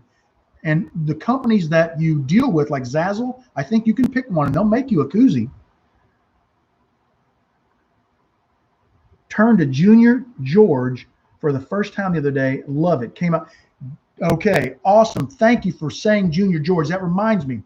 I talked earlier about Classic Nib turning a Dacom pin kit of theirs that had a Dacom nib, which is the same as the Yovo. And that was a Junior Gent was the name of that kit. I could not remember it. It is an awesome kit. It's a screw-on cap, really classy looking kit, beautiful. And they use Dacom, which is made by Yovo, and they are quality nibs. They're just branded differently and cost less. So that is a good kit pin, good kit fountain pen. But watch your nib size. A lot of them are like medium. I can't use a medium nib because I'm a lefty. It lays down too much ink. It doesn't dry fast enough, and I smear it. I made can holders out of wood with a bottle opener on the base. Oh, that's pretty cool, man. Bob, seen that Sherwin-Williams had denatured alcohol in California. Oh, that's good to know. I'll thank you for telling me. I'll let people know when they say they have trouble getting it. I think what they're trying to do is maybe order from Amazon and stuff, or maybe they're hitting the local hardware stores. But that's a good idea to try out a true paint store for something like that. Thank you. The screw caps are my favorite type of pins to turn. Yeah, just they're classy, man. I love them. It's a classic design. It's a beautiful pin. Post or no post, whenever you use a pin with a cap and you unthread the cap, do you thread it on the back half of the pin and use it, or do you just lay the cap down and use the pin without it? I'm just curious. I personally prefer not to post the cap. I like to lay it down and turn without it. Just like to see what you guys think. Man, I would love to do some CNC work. I don't have a CNC. I'd love to have a CNC. I'd love to have a laser, but I just don't have them. Or I would love to use them and do some work on them. When are you going to get Super Chat? What is Super Chat, guys? What does that mean? I don't know what Super Chat is. Greg Clark. Hi, Bob. Hello, Greg. When doing those capped pins, how do you align the grain? There's a couple of ways to align the grain. When you got the two blanks ready to press together, okay, how did I do that last time? I pressed the piece into the pin, right? And then I threaded the insert that goes into the cap onto the pin, and then I lined the cap up and I put it in the press, and I gave it just a tap just to start it. Then I unthreaded it and then finished pressing it in. That way, when you screw the pin together, the grain is aligned. I don't think I would wear a Speedo to the next gathering. Hey, you never know. I saw you do a pin swap in one of your vids. Is that something that you do for a club or just word of mouth? I would love to do a pin swap. I can't really do pin swaps. And the reason why, I've done a couple, but I can't really do them because if I say, hey, yeah, I'll do a pin swap with you, then what happens is there's 100 other people say, oh, I'd love to do a pin swap. And then I've got 100 pins to make, and I've got 100 pins to come in. And it's like, I don't have the time or to put in to do that. Pin swaps are awesome. I generally do them in conjunction with like a show like the shows we go to, everybody makes a pin and then you have a swap at the show. But I don't generally do them outside of a situation like that, because if I do it for one person, it's not fair. I got to do it for everybody. And that becomes an issue because, you know, I got a lot of great people out there that would love to do a pin swap. And no offense. I just got to be, you know, I got to be fair.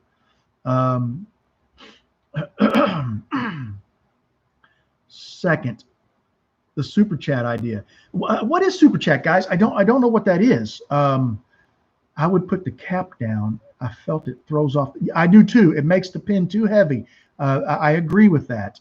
Let's see. Greg Clark. Yep, got a thumbs up on that. What would you suggest, Dallas Summers? I need a really heavy kit, something classy. What would you suggest?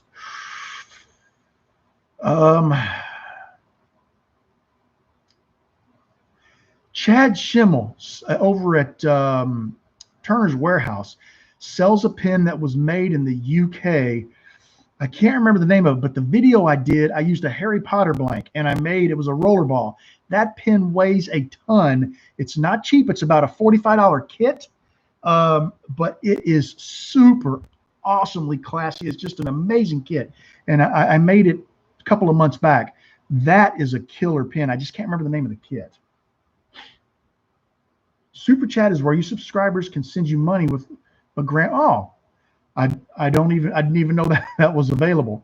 Okay, I'll look into it and set it up next time. Thank you for you know, being interested in doing that. I truly appreciate it. That'd be wonderful. Super chat. Let's see. It's a way for us to donate and make you rich. Okay, I'm definitely for it. Let me stop this right now and set the super chat up. If I can be rich, let me go get my wife. She can collect the money. You never get rich doing this, but it's a lot of fun, man. That's why I keep doing it. Let's see. I like to make you a sign out of cherry with your. Well, thank you. That'd be great. I have a CNC machine. That would be awesome. I would love it. I would love it. Heck yeah, man. If you want to make me a sign out of cherry, that'd be awesome. I'd love to hang it in my shop. Let's see. Ted, the most popular pin I've made is colored pencil blank. What is the most popular pins you have made? Generally, I make a lot of the Monarch Sierra styles, but the most popular pins I ever made, and I quit making them, was I used to get deer antler. I live in the Midwest, cornfields all around, deer antler, especially during rut season. I get tons of antler. And I used to make Magnum bolt action pins with deer antler blanks. And man, I could not make them fast enough. And people paid a premium price for them because I didn't have time to make them. They're like, dude, I'll pay you double. And I traded for them. I got my yard done. The guy that does my yard, the weeding, the spraying for weeds, I got an entire season of like 8 treatments for 2 pins. He traded me. So those were the most popular. I did the best on those pins, but I quit making them because it's so dangerous to get that stuff in your lungs. Totally understand. Shakespeare, that's the name of it. It is an awesome pin kit. They're beautiful. They're classic and they're classy and they weigh a ton. Sorry for the typo. Nope, that's okay. Super Chat allows folks to make donations to your site. That's really cool. I didn't even know about that. Super Chat is a way for your Facebook fans. Okay. Well, I'll look into that next time. I had no idea that was even available. How do you price your pins?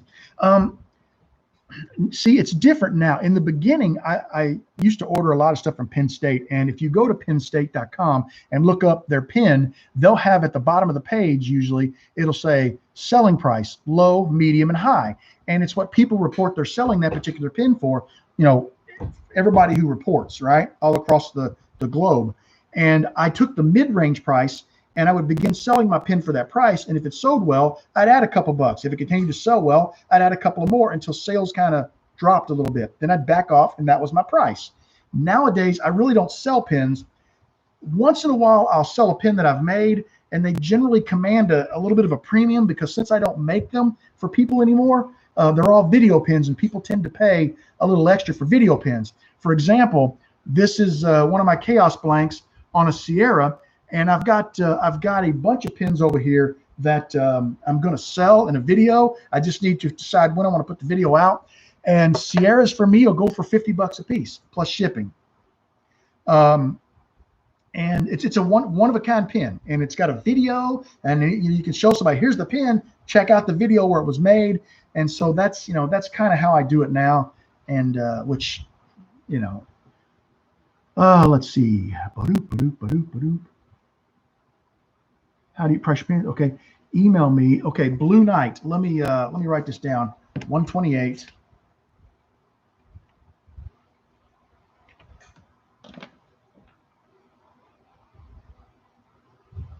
BlueKnight@gmail.com.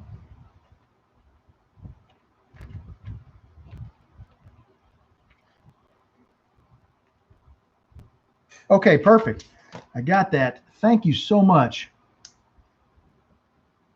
Me too. Let's see. Bob, have you ever tried to turn rings?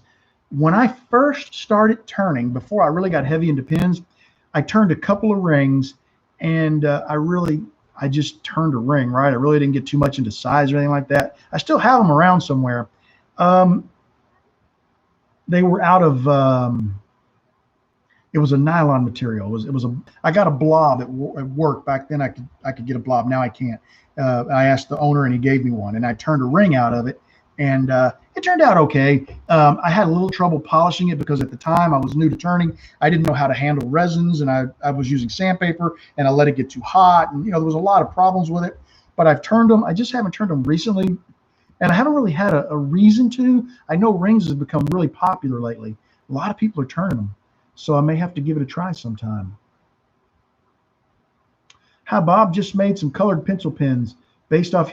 Oh, that's awesome. Thank you. I'm glad my video helped. You made a video on that topic of pricing. Yes, I did. There's a video on the topic of pricing, and I basically talk about the same thing that I talked about just a minute ago. I used Penn State, and I just sort of built it up until, because the problem is you have to kind of play with the numbers a little bit because it's different all over the country. Certain areas of the country are hot for homemade items or personal made items. Certain areas of the country are in the dumper.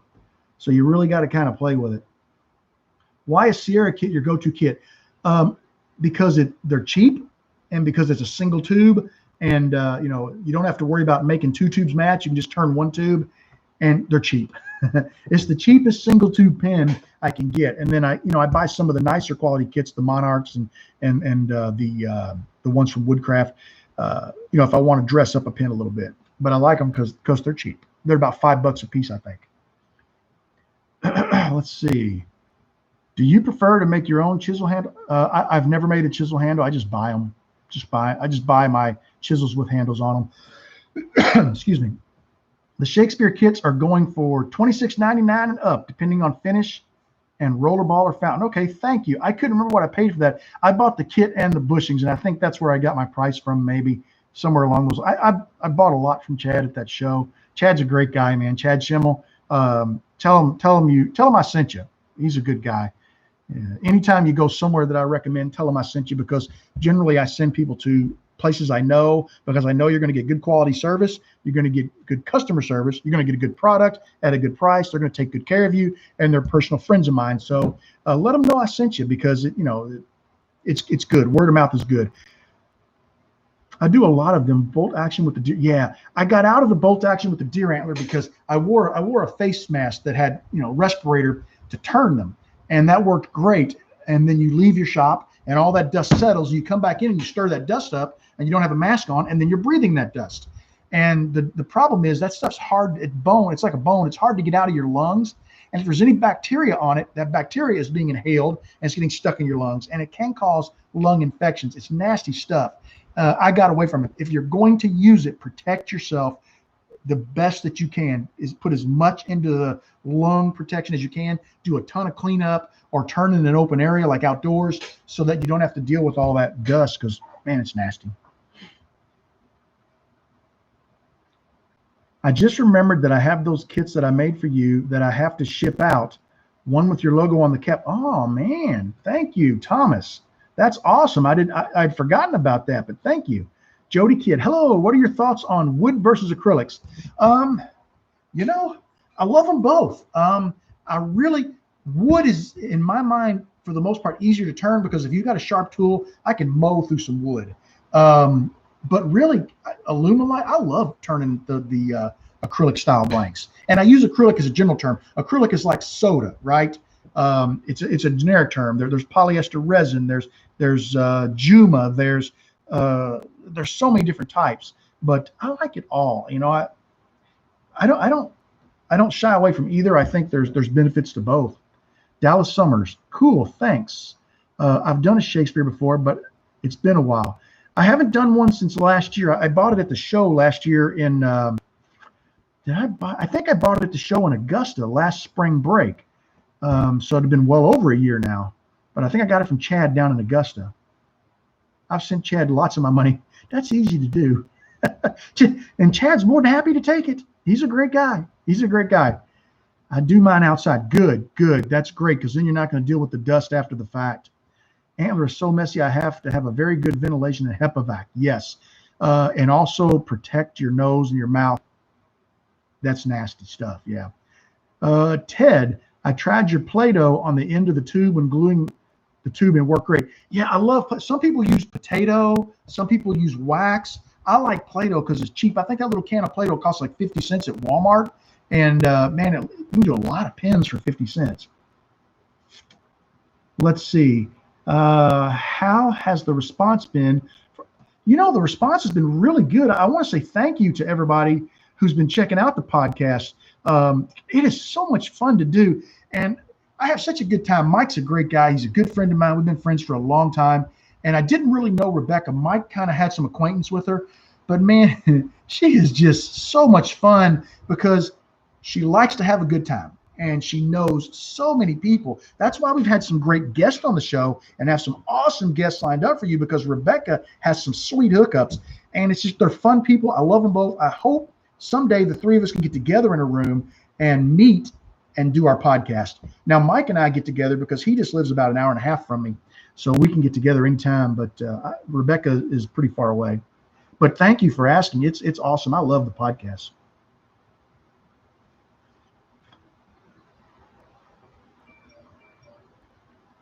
A fan, okay, good. Yes, a fan on you too, blowing the dust away from you when you're doing antlers. A good idea. I like the Atlas. I like the Atlas Woodcraft because of the long tubes. I have not turned that one. I've seen it before, but I've not. I need to get a hold of one of those and turn it. I'm going to have to add that to my bucket list. I'm brand spanking new to pin turning and the world of McDonald's. I'm loving it. In the word of McDonald's, man, it is so easy to get addicted to wood turning because it is so fun and there's so much you can do. You wouldn't think just turning something round it would be all that interesting, but man, your imagination is the limit. It's so awesome. I like both acrylics and wood. I get a majority of my acrylics from Would Be Nice Creations. Okay, turned an Olympian Elite 2 the other day with some Purple Heart that came out beautiful. I'll send you a picture. Please do. I love getting your pictures. It okay here, Bob? Okay, okay, Nigel, thank you. I tried wax, didn't work that great. Can you I generally don't because the Play-Doh always gets a little bit of the epoxy on it. So when I pop it out of the tube, if you were to even roll it up, it probably would get hard. You can try it, but it's so cheap. And like I said, I've probably turned 40 or 50 pins and I still have a decent sized chunk of Play-Doh left. It's cheap. You can also get it at garage sales sometimes, even cheaper. Let's see. Hello, Tommy. Welcome back. Man, Tommy, it's good to hear from you. Thank you for joining in the other day on the Patreon get-together. That was a lot of fun. Before you leave tonight, can you tell a dad joke? Yeah, maybe I'll tell a dad joke. Let me think of a dad joke. I have to think of one. Being a dad, you think I'd have them on standby. I just turned my very first pin. It was awesome. I'm looking to do more pins in the future. This is now my new love. Congratulations, Joey. It's a great hobby. You're going to love it. I can't say enough good about it, you know, and the people you meet, the wood turners, are going to share with you. They're going to be awesome people. You're going to love the community. I have a really hard problem sharpening. I did too. Sharpening is such a nightmare. You know, whoops, I don't want to lose. To sharpen your tools, the best bet is look for a local club in your area. I have a Turner's Club, and they actually bought a Wolverine jig, which is the one I have, thank goodness. And one of the guys there, one day after a meeting, spent about 30 minutes with me and showed me how to sharpen. Now, am I doing it right? Is it the perfect way to do it? No, but I can get a pretty good edge on my tools. Get somebody, instead of watching a video, because you want somebody that you can show you how to touch the tool and how to lay the tool down and do it right. Look for a club in your area and see if you can find somebody in the club willing to show you how to sharpen, because it is a nightmare.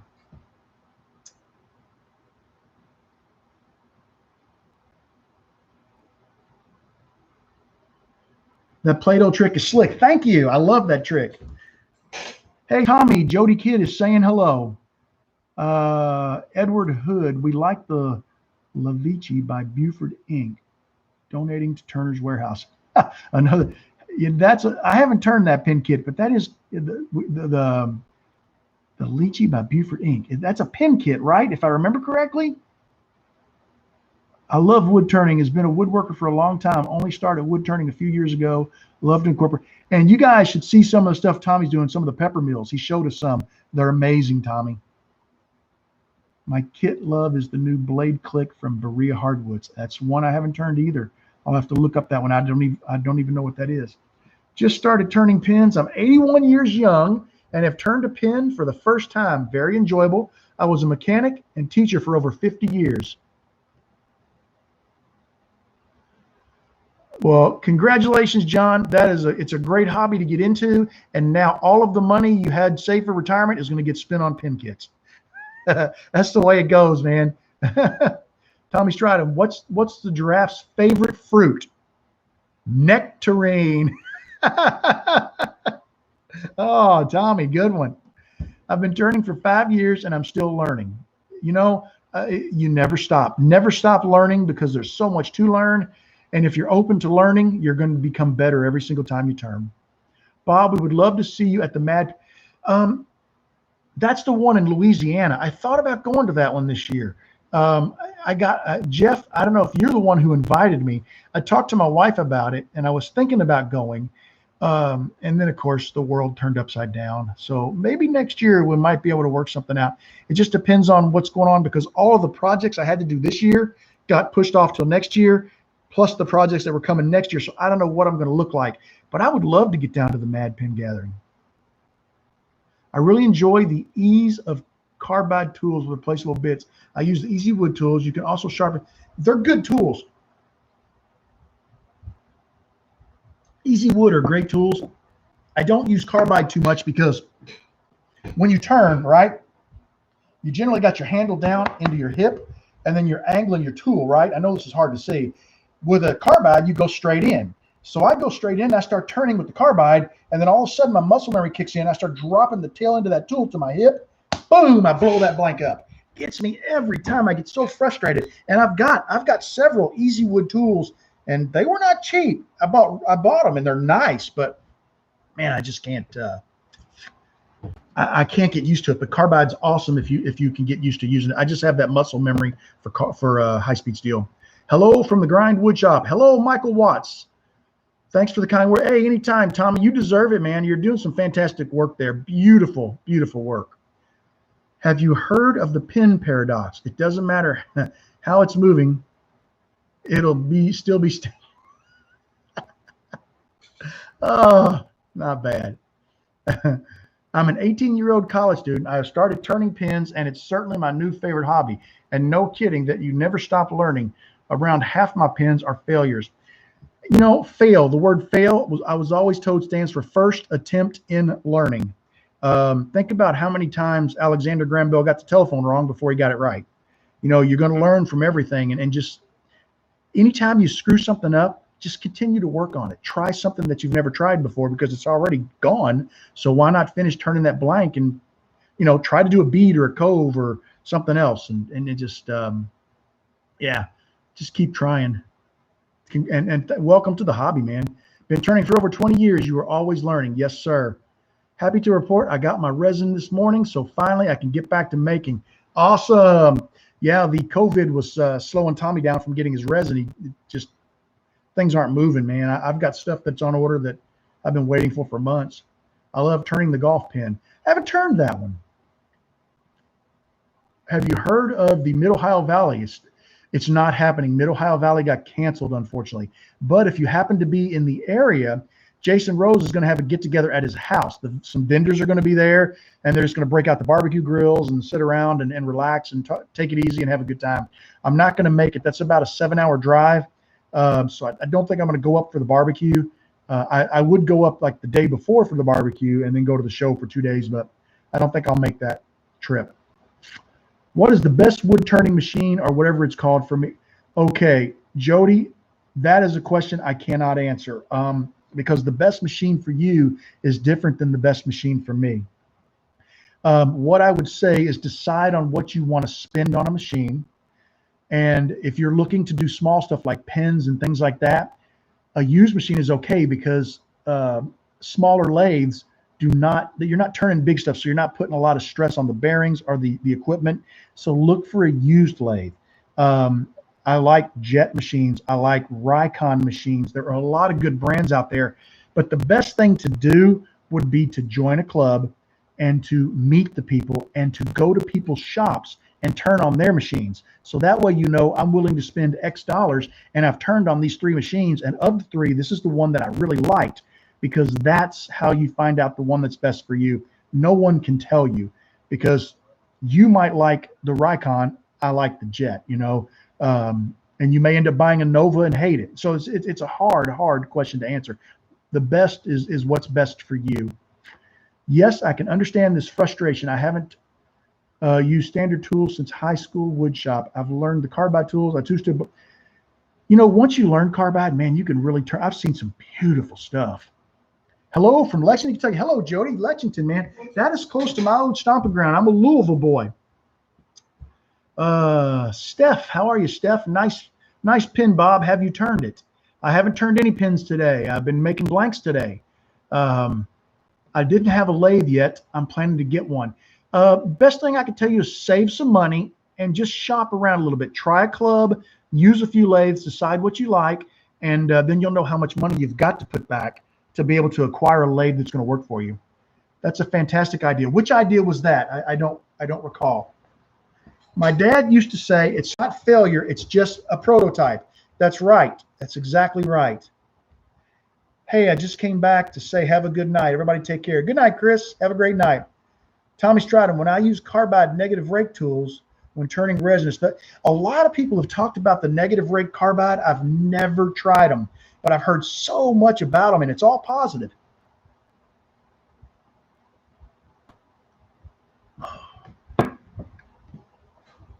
Hi, Bob. I want to cast a pheasant feather pin blank. Any ideas, please? Shucks, what's that guy's name? Darn it. There's a guy that does that, and I can't remember his name. I've never attempted that, but I'm sure there's got to be something to it. There's got to be a trick, and I just don't know what it is. I'm trying to remember the guy's name who does those blanks. I think I may have said it in the video, and I haven't released the video yet. So there is a pheasant feather video coming out. I just have to finish editing it. So that may help you with the answer right there.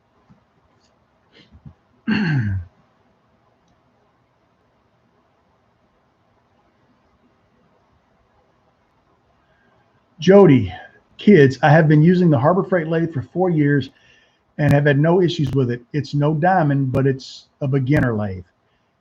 I used a Harbor Freight for a while. It's a good beginner lathe, but as you start to get a little more technical with like accuracy, that's kind of where the problem comes in. I ended up paying $219 for a brand new Harbor Freight lathe. I bought a used jet lathe for $175, and it's far more accurate, and it's got, you know, it's more reliable, it's smoother, it's quieter.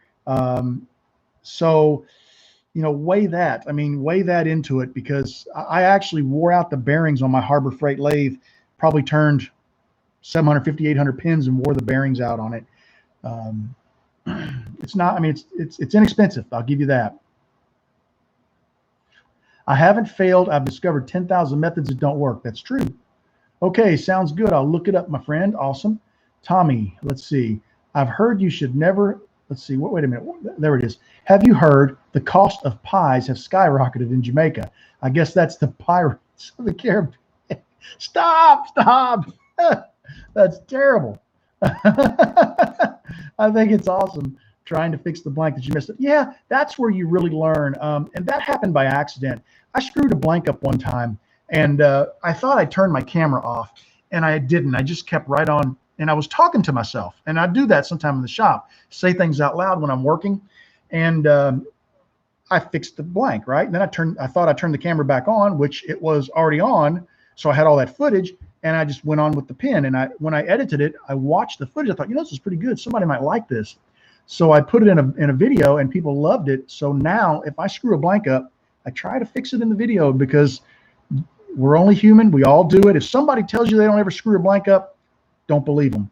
The best turners have screw ups. They just elect not to show them. And I'm not perfect, and I don't want to be perfect. I just want to be an average guy. I've heard you should never sell a cracked blank. Would you agree? Yeah, I would never sell a cracked blank. What I would do is I would knock the pin apart with my punches. I'd buy a new tube, and I'd make another blank and put the pin back together. Good point, Bob. I agree. There's no perfect lathe for two people. Yes, the best bet is a club, and because then you'll find 5 different guys with 5 different lathes, and you can find out which one you like the best, because there's features and there's so many differences. I'll send you a picture of that golf pin. Thank you. Please do. Hello from Owensboro. Owensboro, Kentucky? Is that Owensboro, Kentucky? I know Owensboro well. That's just right across the river. Let's see. I came across a lathe for turning pool cues. So amazing and complex with all the inlays. I've never tried a pool cue. I've just not had a reason to, but they are pretty sweet, man. The guys that do those, that's some talent. Summers Woodworking. Hey, they are great. Summers, what do you mean? The Harbor Freight lathes? What's great, buddy? I don't know what you mean, but I'm glad you're here tonight. Welcome. Art Alonzo, Zach Higgins. Zach is an awesome dude, man. I've turned a lot of Zach Higgins blanks. He is God, that dude knows his stuff. If you about blanks, resin blanks, check him out. Contact him. He's a cool guy. Thomas Tate, I'm back. We just finalized the plans to take my shop from 2,000 square feet to 4,250. I hate you. NV Woodworks. Yes, that is Zach Higgins' name on YouTube. NV Woodworks. Art, you beat me to the name drop. Yep. The pin you got in your hand, the black one, you take notes with. You made it? No. This was sent to me by Eddie Stipe. This is a JINGPIN, Jing pin 8016. Eddie sent it to me. It is a fountain pen, and I love it.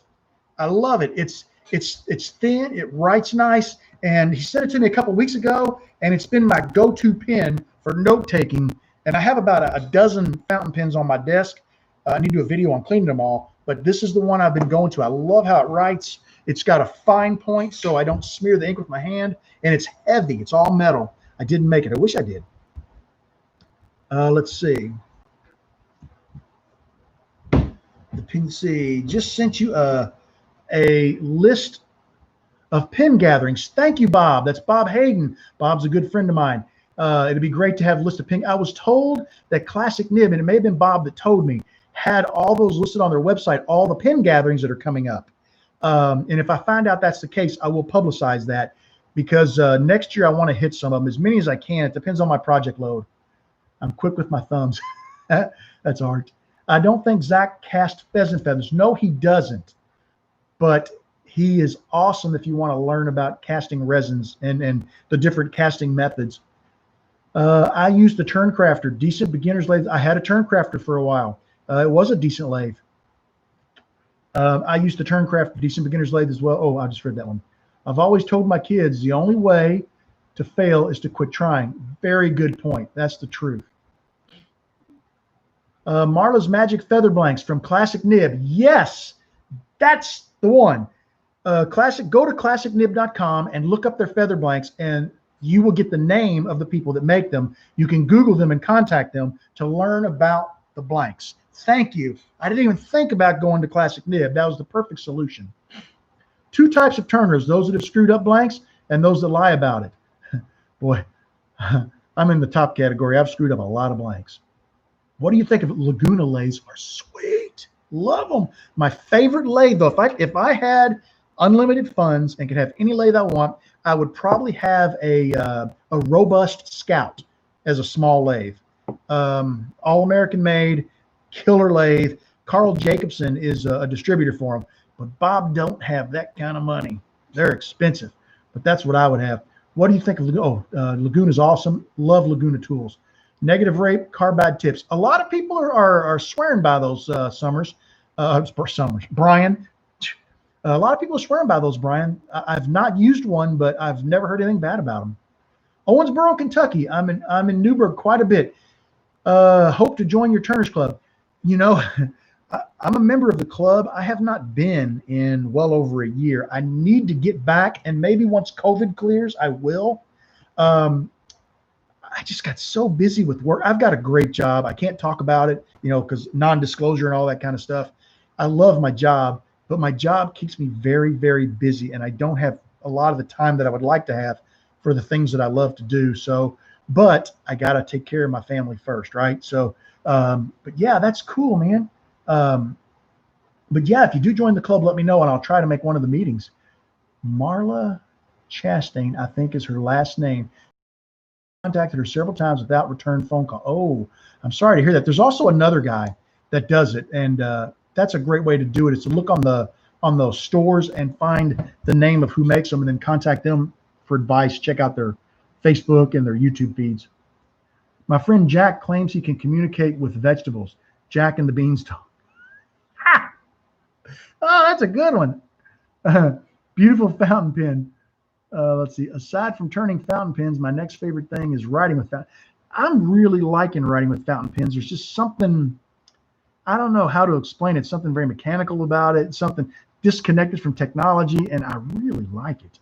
I live in Shreveport, Louisiana. Wow. I have never been to Shreveport. I don't think I've ever been there. Huh. Maybe when I hit the Mad Gathering, I don't know. Maybe I go through there on the way down. She makes beautiful feather blanks. Yes, she does. Oh, come on. You don't hate me. I just sent you a $600 pen nib. You can't hate me. Did you really send me a $600 pen nib? Because if you did, I'm going to send that son of a gun back. That's too much money, man. Turkey Leg TV. How's it going, everyone? It's going great. We're having a good night. They show you on YouTube how to make a lathe out of a hand drill. They do. I seriously have my doubts about how well that would work, but if you want to try, you're going to learn a lot by doing it. So give it a shot. Still waiting for my Laguna to show up. Been on back order. No joke, man. You got a Laguna coming? Dang. That's Dallas Summers. Man, that's nice. No, you asked about the NRCB. I said they are sweet, and you didn't know what I meant. So I was, oh, okay. Thank you, Brian. Thank you. So many comments go by that sometimes I get a little confused, but I appreciate the clarification there. Thank you. Want to feel like you have a little lathe? Want to feel like you have a little lathe? Watch. Shreveport is really close to Captain Eddie. I've watched a lot of Captain Eddie, not recently, but I used to watch him an awful lot when I first started turning. Nope, you can't send it back. No send backs. Greetings from Wisconsin. I can never seem to keep a fountain pen writing for more than a few days without. Okay, I need to do a video on that because Niels and Debbie got a hold of me and spent about, I don't know how much time on the phone with me and explained that. I can't do it with this one because it's full of ink and I'll make a mess. But when you remove the nib and the feed from the pen, on the back of the feed, there's a little channel. And that little channel is an air channel. And when you get fountain pens, sometimes they could have a little bit of debris in there, or it could be clogged up from some old ink or something.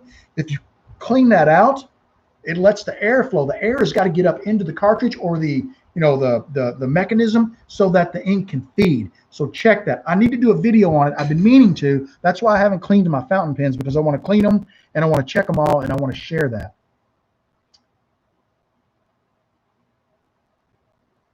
Haven't seen much content with the Atlas Pro. I know, I haven't had a lot of shop time, and what I've had, I don't know, I've just tried to get as much out as I can. I need to get back to the Atlas. I miss it. It is so much fun. Why did the Danish Navy have barcodes on their ships? I know this one. So they can scan the Navy in. That's a good one. Dallas Summers, they're saying it will show up first week. Man, I'm jealous, Dallas. I mean, I just got this used jet, and I'm super excited about having it. But man, I've turned on a Laguna lathe before, and it's like, man, it's amazing. Our club uses not a one-way. What's the mustard yellow one? Is that the one-way? The mustard yellow one. I can't remember what it is. I think it's one-way. And it belongs to the guy that owns the shop where we meet. And man, turning on that thing is like, but this thing is huge. It's probably 9 feet long. It's a monster. He has a production shop. And God, I'm jealous. I truly am jealous. Okay. I've seen some crazy make your own machines on YouTube. The craziest is someone who made a bandsaw out of plywood, including the wheels. Was that the guy, what's his name? I think I know who you're talking about. Shucks. I just lost his name. I'm out of touch with stuff. Could you also do a video on replace the tiny caps on junior pins? I've been planning to do a video on that. I just haven't got around to it yet. What Thomas is referring to is on the junior gent, you can take a punch, and in the cap, you can put a punch in there, tap it with a hammer, and the little cabochon on the end will pop out. Then you can just turn a new cabochon and epoxy it into the end of the pin. You can use your cutoff from your blank. It really brings the pin together. It's nice. I just haven't had a chance to do it. Eddie Live. Thomas Tate, if you're jealous of lathes, don't come to my shop, although I did invite you. If I ever get through North Carolina, I'm going to come to your shop, Thomas. That's a given.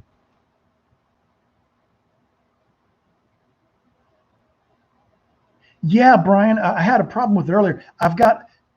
I don't think it's the Bluetooth. I think I'm going through the camera, the webcam, because I couldn't get YouTube to, I've got this showing up on the Bluetooth, but YouTube will not recognize it. And I think it's my mic on my webcam that's crackly. So I got to work on that for the next one, but I just haven't been able to get it fixed yet. And I'm sorry about that. Please do a video on that, but it become frustrating. I've got a few beautiful fountain pens. Yes, I will do a video on that. It's just a matter of timing. And like I said, I've got about a dozen fountain pens on my desk that are all out of ink. I've run them out of ink, and they need to be cleaned. And I plan to clean them and pull them apart and check the feeds on them all. And I'll do a video on that. I ordered some, let's see, I ordered some tools for Captain Eddie. Yeah, I always thought about ordering some tools from him, but I just never did. He makes those carbide tools, and they're kind of like, I think like the D-Way tools maybe. They're really nice. They look nice. The Canadian guy, Dallas Summers. Powermatic, that's what it was, Dallas. Thank you. Oh, man, I got to go. Good night, Bob. Good night, Art. Have a great night. Ted, I think it's either German or Australian. Okay. I have a jet I bought used as well. I like my little jet. It's super accurate on drilling, which I had trouble with my other lathes. I couldn't drill a straight hole. They all wallowed out because everything was at an angle.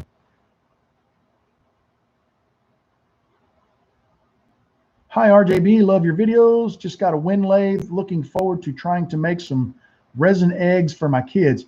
That's something I've never done, man. I hope you have great luck with that. I've seen a lot of them. They're beautiful.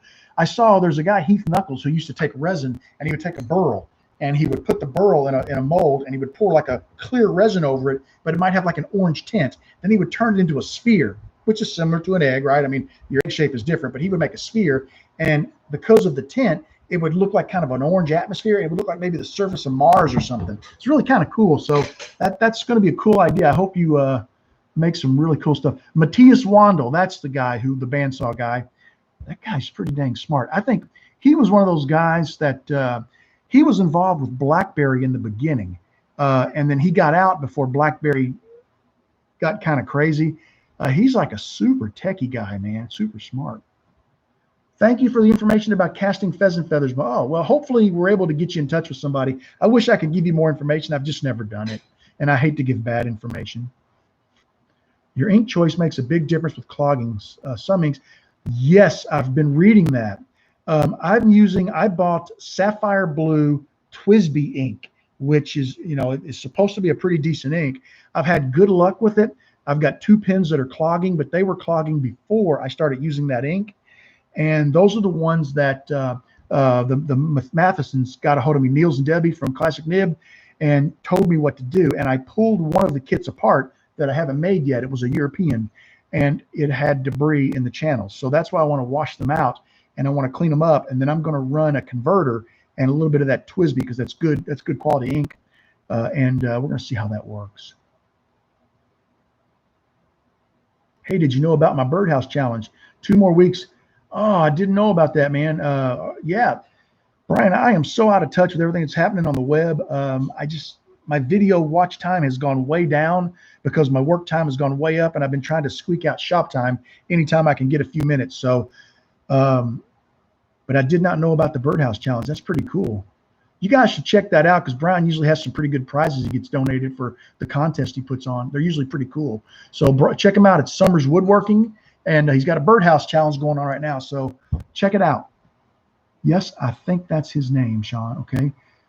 Fair warning about the pheasant blank. It's very difficult. It will try your patience. That's why I was reaching out for help. Okay. I had decided to write a letter by hand the other day when my pencil broke. I had to finish, but it was pointless. Oh, man. You guys are getting me good. You're going to try glitter in clear resin with wolf pup toy in the middle. Huh. I have no idea what that is. I've not tried that before. Good luck, Nigel. Dallas Summers. Heath is awesome. He is a guy. I got so excited one day because I posted something on Instagram and Heath Knuckles commented. I was like, dang, Heath Knuckles is following me, because, man, that dude is talented. Heads up, I do believe Heath is going to be a guest on our podcast. We're going to get to interview him, so I'm looking forward to that.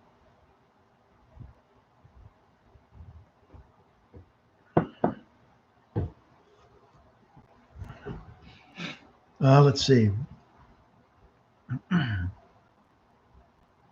Howdy, RJB. We really enjoy all of your videos. Thank you for your input about the right height for turning. Oh, yeah, James. I hope that helped you out. James asked a question, what's the right height for turning? And I had always heard when you turn, your elbow should be straight, right? So measure from your elbow down, and that's how the center of your turning should be. And that's what I always heard. So hopefully that's right. The people from Goulet Pens have a few pen cleaning, although they are not turned. Yes, I've watched one of Brian Goulet's pen turning videos. If you're interested at all in fountain pens, Brian Goulet at Goulet Pens, he's got a ton of videos, and there's just a boatload of awesome information out there. I love his videos. Thanks, Bob. Do you have any plans on making any more shop improvements? Yes, sir. I got a lot of things I want to do, and once again, it all boils down to timing and money. Aren't those the things that kill us all? But there's a ton more I want to do in my shop. I'm really happy with it now because I've got everything laid out and I have this huge area. I could probably put a 1.5 sheets of plywood this way and 2 sheets that way. Is how much room I have. So maybe 12 by 8 open. And it's like so awesome to be able to move around without tripping over stuff. So I want to do more. I want to get more stuff up on the walls and out of the way so that it's very easily accessible. And the other thing I want to do is I want to try to make each tool a workstation. So when you go to the drill press, I want to have all the tools you need to work on the drill press there. When you go to the sander, all the tools for the sander there, which means buying duplicate, maybe hex wrenches or, box wrenches or screwdrivers or just whatever you need. I want to have all the tools there so I don't have to go looking for anything. If I need to work on the tool, everything I need is right there. Just set the tool up and use it. That's kind of another improvement I want to do. I got a lot I want to do, but timing and money, man, you know how it is. God, there's never enough of either. Good evening, Chris. Bob, I was just assembling a True Stone blank. If you turn it, make sure everything is lined up perfectly before any pressure is applied. I just lost. Oh, God, I hate that. I've done that before where you'll start a part at a bit of an angle and it goes in and cracks a blank. Oh, that breaks my heart, man. And I've got a True Stone blank over here I need to turn.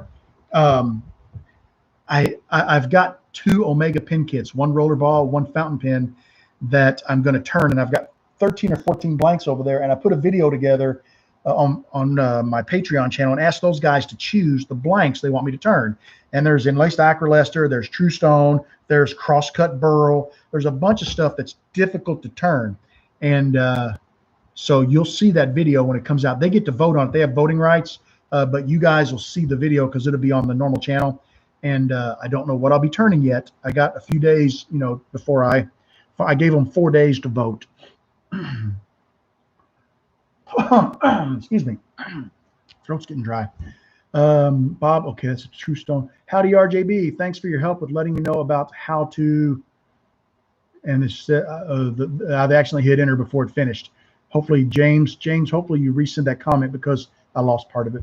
I flush all my pins with water and a tablespoon of ammonia. Yes, water. I use distilled water. I don't use my tap water because there's minerals in it, right? If you've ever noticed, like if you wash your car on a hot day and it dries, the water spots on it.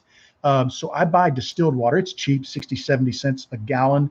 And I use blunt hypodermic needles that I got off eBay really cheap. And that's how I flush my pins. You'll see that when I do the video. And I use I don't know what it's called. It's like a little ball. When you have a baby, you use it to clean their nose out. People call them booger suckers. Sorry for that, but that's what they call them. And I bought one, a small one at Walmart for $4, and I use that to put pressure. I put it into the distilled water, suck the distilled water up, then I put it onto the nib of the pin, and I squirt it, or the feed of the pin, and I push it through the feed to clean it out, and that seems to work real well. So, and flushing new pins is a good idea. I've been told that you should always do that. Like the day I found out Jimmy DiResta follows me. Oh, isn't that cool when you find out somebody who you just have so much respect for, and they just that blows your mind. That's awesome. That's what I do, Bob. Great work, Flo. And Brian, that's you got to have a good workflow. And I've been trying really hard to have everything has a place. And when I'm done using it, put it back. So that way my countertops are empty when I want to work on something, because I got a bad habit. I'm a piler. I pile everything up. So like I said earlier, when you do a video chat where you can see us, let me know. I don't know if I'll do one of those here, because the ones where you can see everybody, I don't know if it can handle, like there's 76 people on here right now. I don't know how well it would handle that. So yeah, we'll have to look into it and see what we can do. Do you have time set for these live videos? I don't really have a time set. I just kind of publicized this one and decided to do it. I hope to do more. I'll tell you guys, I got about 30 vacation days that I've got to take before the end of the year. I'm taking every Friday off for the rest of the year. So I'm thinking, depending on what's going on, I'm going to throw some in on a few of these Fridays, just, take an hour here. And I'm going to mix them up. I want to do some really early in the morning and some really late at night, because I've got some great people who follow the channel, from the United Kingdom and from Australia. And like, we're 11 hours difference from Australia. So, I want to try to move things around so that everybody has a chance to get in on the chat. But I think some of those Fridays, I'm going to start doing a few chats. Bulb syringe, that's what it's called, bulb syringe. And they're super cheap. I get them at Walmart, and they're like $4 or $5. I think I paid $4.88 for one. And you use it forever. It's a piece of rubber. It's not going to wear out. Just using water, Dallas Summers, the modified slimline is still one of my most favorite pins. Yeah, I like the modified. So my favorite is the modified mechanical pencil. I make those. I make pins, and I rarely use pins that I make. I mean, look at this. This is a pin that I didn't make. That's what I'm using, right? I use the modified mechanical pencils. I love them. I love the modified because there's no break in the middle. You have continuity of the blank from end to end. You see the most of the blank. I agree. Those are beautiful pins.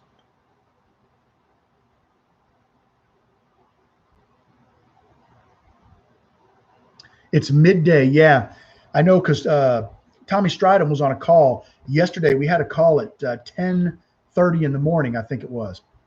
And Tommy gets on. I said, "What time is it, Tommy?" He says, 2:30 a.m. So it's like 11 hours difference or something like that, 10 hours difference. So that's, whew. So I want to try to move some stuff around so that everybody gets a chance to be live on the call. Because what happens is my friends, in Europe and Australia, they end up having to watch this after the fact, and they can't interact, right? and that kind of stinks. So I want to try to set it up to where they have the opportunity to interact, you know, as well. So we're going to work on that. Have you ever turned a pin from a? Yes, I did turn one pin from a Vic Firth drumstick. I stole the idea. I got it from, oh shoot, he's in Atlanta, Carmichael wood shop, Carmichael. He turned a drumstick, and I got one. My kids had a drum set, and they had a Vic Firth drumstick that broke, and I turned a pin out of it, and I kept the part that said Vic Firth. I cut the pin to where that was on the top of the pin. So the top of the pin was fatter because obviously that's toward the top of the stick. And then the bottom of the pin, I just tapered down to the normal nib. And it looked really kind of cool, and it sold very fast.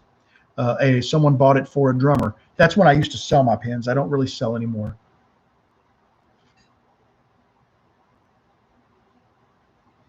Retirement is better. I've been retired since 20. Oh, God, I wish I was retired. I could do retirement, man. I could do it.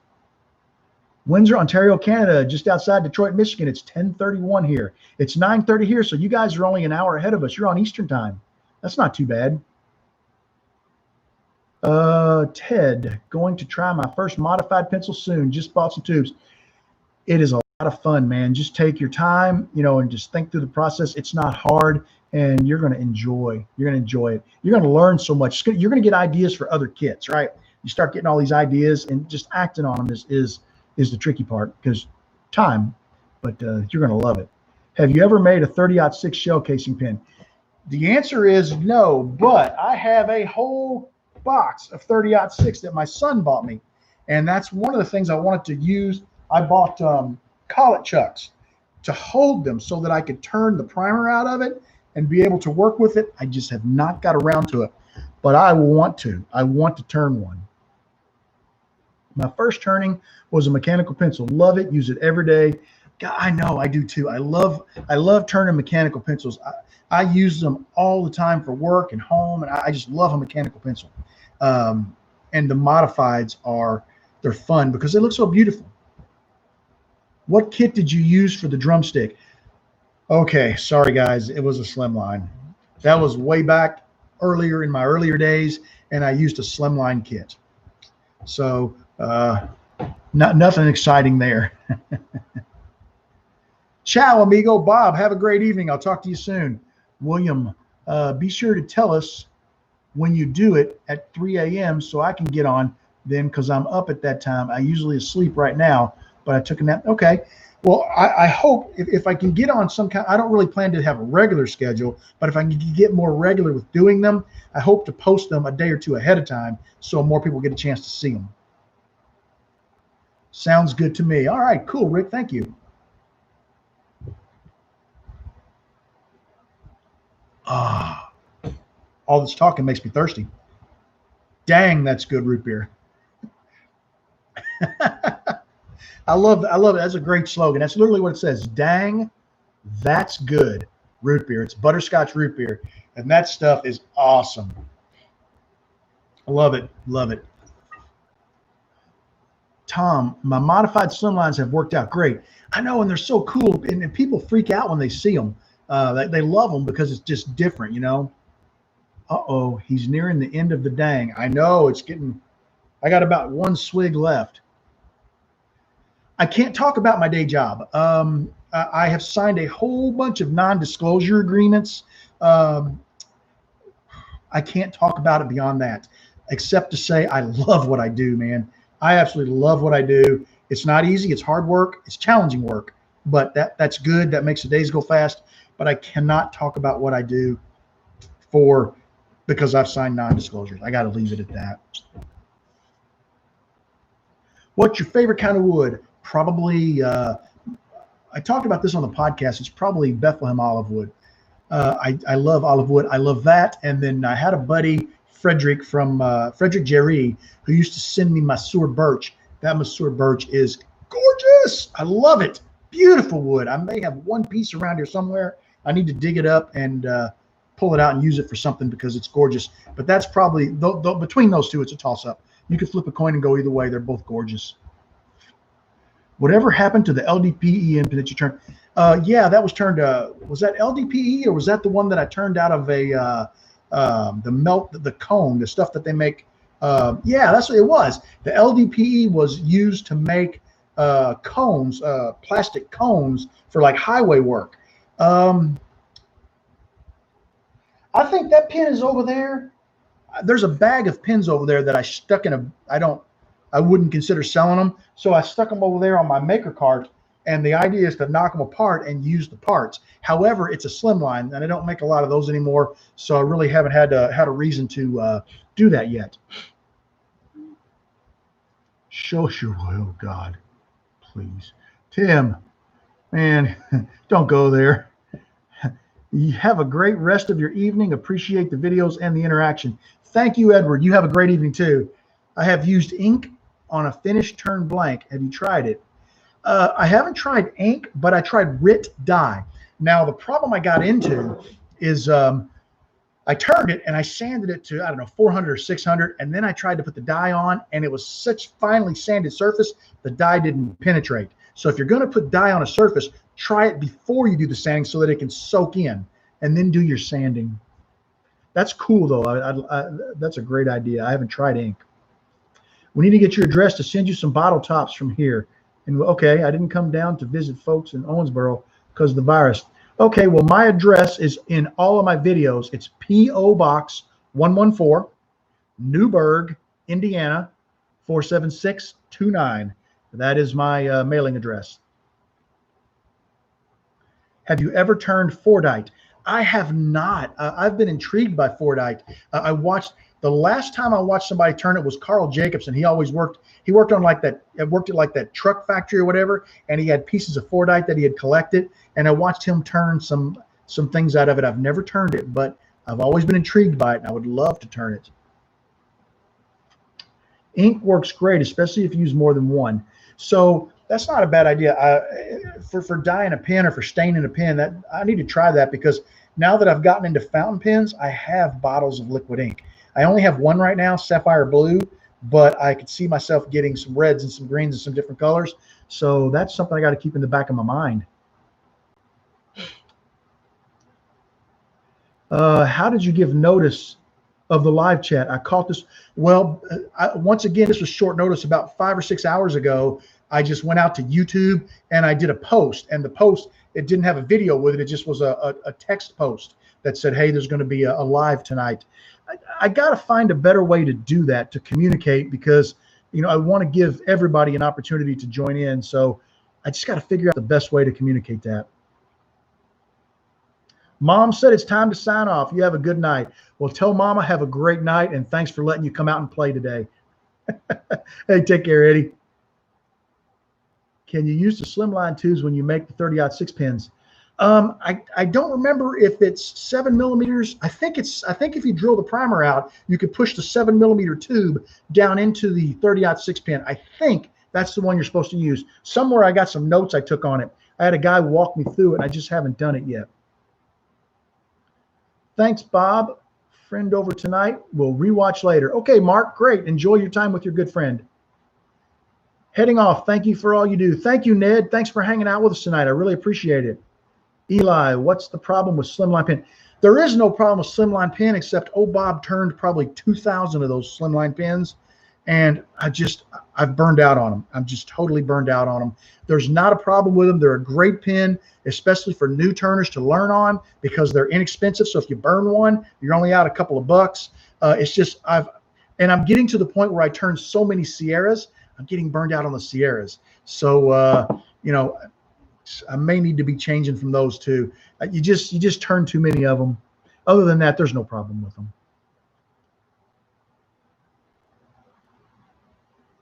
70 people watching and only 29 thumbs up. Hit the thumbs up, everyone. Hey, thanks, man. Definitely hit the thumbs up. I appreciate it. I have also dipped wax on a finished blank, then used stain ink. Can use hot glue instead of wax. Huh. Okay. Very interesting. Thank you. My buddy is making blanks where he uses Fordite in the segmenting. Wow, that does sound kind of cool, which is a great idea, because Fordite generally, you know, it's hard to get big pieces. So it makes sense if you got smaller pieces to do some segmenting with it. That's a great idea. Hey, Bob, if you're ever in Curritt County, I'll let you use my Laguna anytime and my metal machine. I tell you what, man, I talked with my wife about that. I said, at one point, I have quite a bit of vacation, and this is a bad year because of everything going on. But I talked about just getting in the car and saying, look, I'm going to drive this circle. Who all's in that circle, right? And so one day I'll stop here, this guy's shop. Next day, this guy's shop. Drive to another guy's shop and just do maybe a week or a week and a half and hit 7, 10 shops and then film while I'm there, you know, and just have fun, hang out with people. And I talked about doing it this year, and then COVID hit, and it's like, everything kind of went belly up. So maybe next year I can do something like that, just depending on what's going on. That would be, to me, that would be awesome. And I would probably find the shops of the people, like, I'd love to come to your shop, Thomas, and I'd find shops like that to head to, and then I would hit a whole bunch of other shops in between. That's kind of what I was thinking.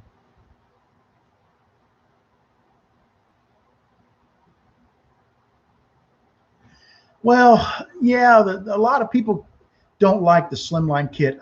I can take it or leave it. I've just turned a lot of them, and a bunch of them.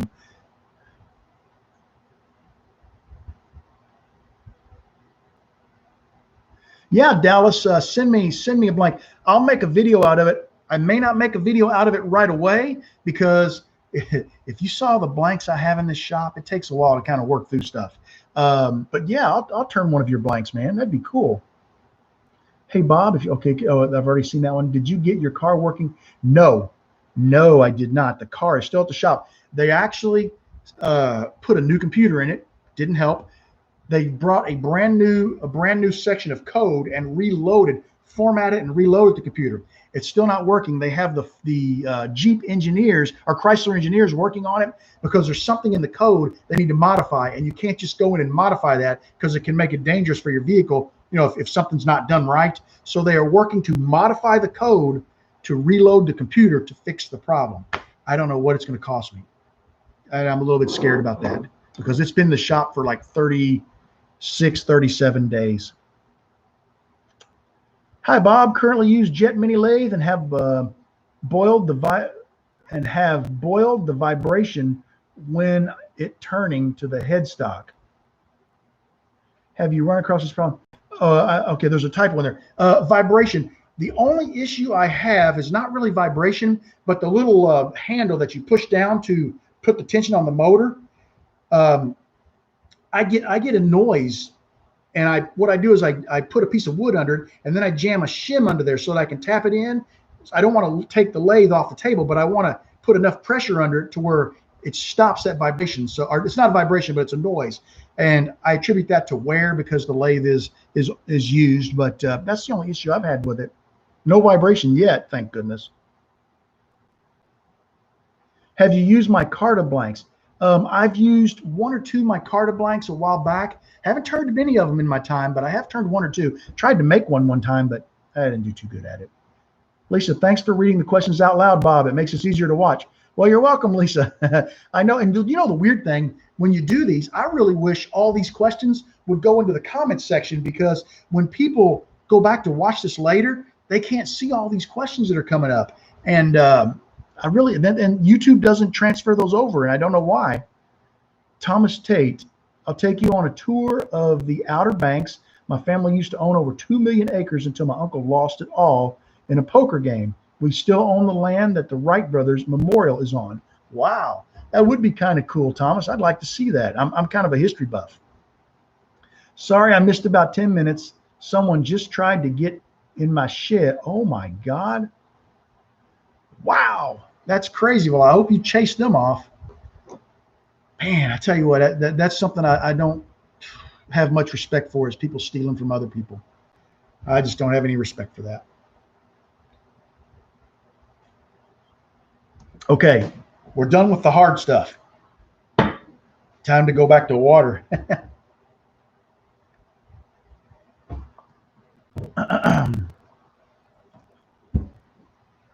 A friend of mine does these, and his chat will come on the rerun. If you mean show up on YouTube, yes, this chat will be on YouTube. It just won't have the comments that you guys have so kindly put in over here in the questions.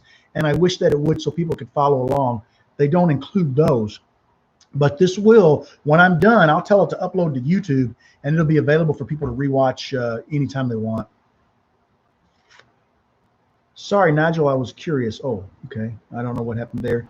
Let's see. If you look back at the live stream from last week, all of the comments. So all of these comments are still there? I didn't know that. Where can I see them, Thomas? Because I looked in the comments section and it didn't have all the questions that you guys asked.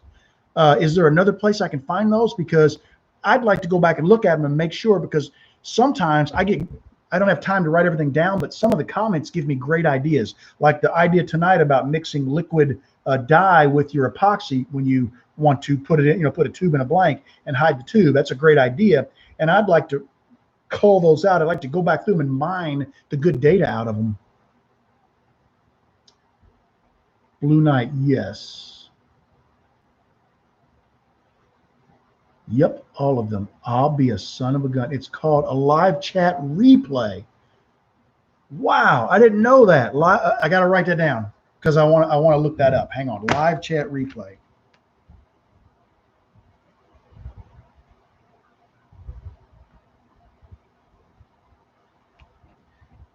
See, I learn something new every day. I am not super techie when it comes to this stuff, and I'll be honest, I don't want to be.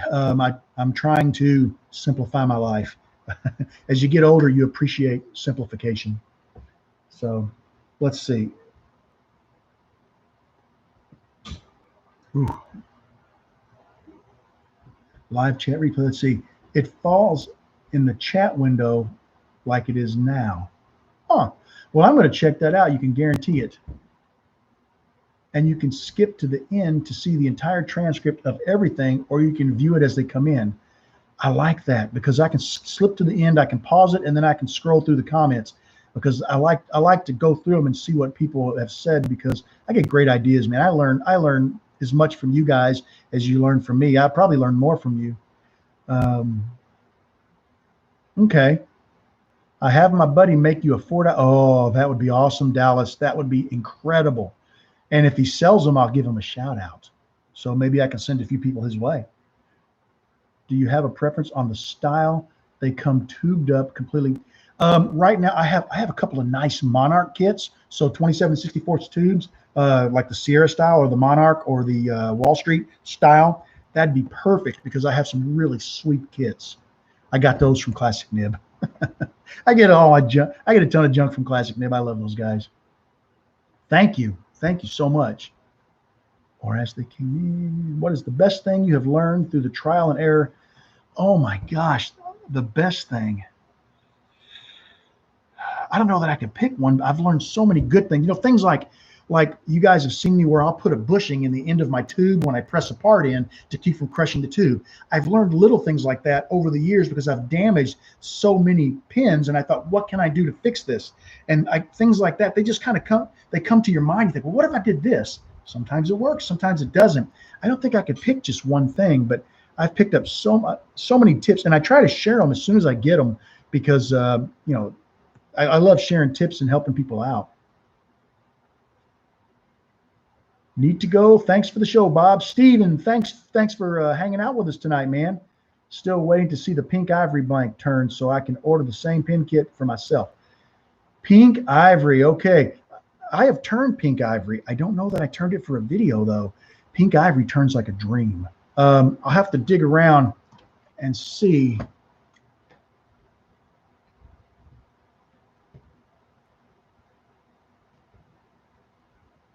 Because I turned the pin for my daughter because my daughter loves pink. So I turned her a pink ivory pin a while back, and I don't know if it was your blank or not, but I don't think I did a video on it. I can't remember. I don't think I did, but I'll look around and I could potentially turn another one. You can also turn the chat replay off as well. Okay, good to know. I know what you mean about simplifying your life. I'm trying to get rid of my mobile phone. Oh, I don't necessarily want to get rid of the mobile phone because I keep in touch with my kids that way, and that's super important to me. I would like to get completely off of Facebook. I think Facebook is just it's a sinkhole. It's a volatile environment, and I don't enjoy Facebook, but it eats up so much of my time. I'm addicted to watching it or reading it. Also, I just thought of the catastrophic failure project from my question, the Woodstock blank. Yeah, that was a failure for me, but that wasn't one of my worst. I've had some bad ones. Thank you, Bob. Have a great night. Good night, Cheryl. Thanks for hanging out with us. Stephen Fume, I sent you. Yeah, I seem to remember you did. I'm trying to remember. I turned to Pink Ivory for my daughter. I don't remember. I will look because when I get a blank from someone, I generally put blue painter's tape or I'll write on the side of the blank who I got it from. And that way, when I get around to doing a video, I can, give a shout out to that person. And I'll have to see. I don't know if I turned that one for her or not because my daughter loves pink and anything pink. That pink crayon blank, guess who's going to get that pen? You got a million of them, and I don't know how she can use them all, but I'll dig around for it and see if I can find it. I would recommend ironwood for bespoke pins. Yes, ironwood is nice. I like African blackwood. It works great. It threads really nice. Have you said anything about your podcast you're doing? We talked about it a little bit earlier, and yes, we are doing a podcast. We recorded an episode earlier today. We had a fellow named Pat Carroll on there. He's in Ireland. And Pat is a wonderful woodturner. I got to be honest, and I even told Pat this. I did not know Pat. I didn't know his name. I'd never heard of him. I'd never seen his work. He was brought to my attention by Rebecca, and she invited him on the show. So I did a little research before he came on. I watched some of his videos, checked out his YouTube and his Instagram, and he gave a wonderful interview. The guy is just a great interview, and I had an awesome time, and I learned so much from him, and that'll be out Wednesday. So our podcasts come out every Wednesday. Have you turned pins from old baseball bats?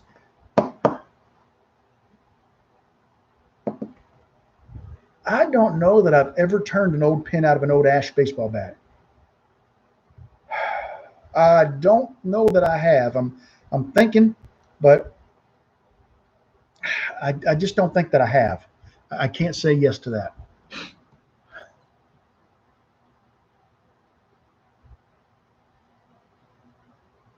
Have you tried the GRIA, what is the GRIA? I don't know what that is. Just got off Facebook myself. Yeah, I need to wean off of it. The problem is Messenger. So many people contact me on Messenger.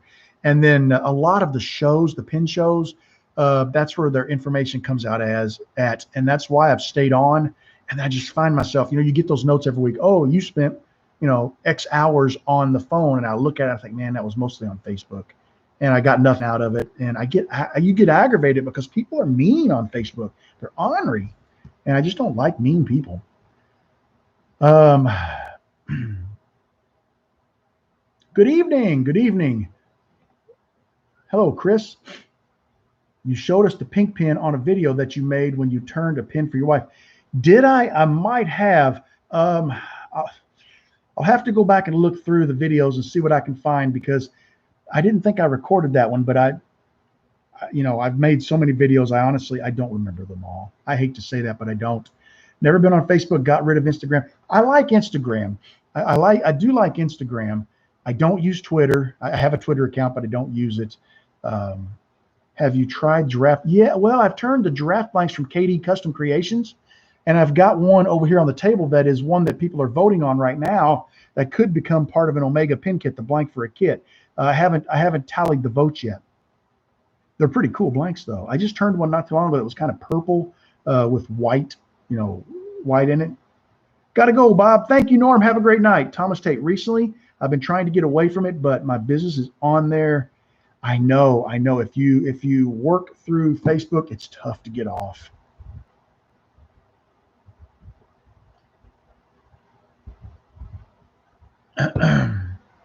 Do you sell the chaos blanks?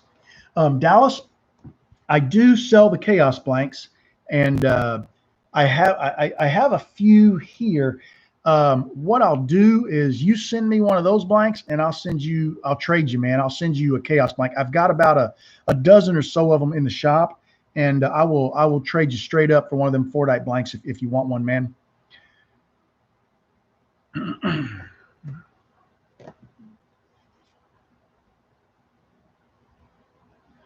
All right. Anybody else got any questions?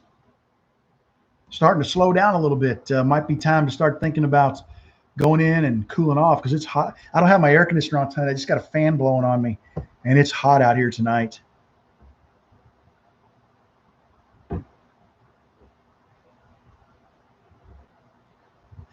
I have made some blanks from old furniture. I had a lady one time, I talked about this on the podcast. She had a rocking chair that her grandfather made for her mother when her mother got pregnant with her first child. And she had like 9 siblings, right? There was like 10 of them or 11 kids. So all of them got rocked in this chair as babies. And then the chair got passed around to all the kids and they rocked their kids in them, right? It was a wooden rocking chair. It fell off of a truck while they were moving from one house to another, busted into tons and tons of pieces. She brought me the pieces and I made pins for her, all of her living siblings. I made there 7 total pins. There were 6 living siblings. And I made them pins out of the chair parts. So I have done that. And that's a great way to get good wood.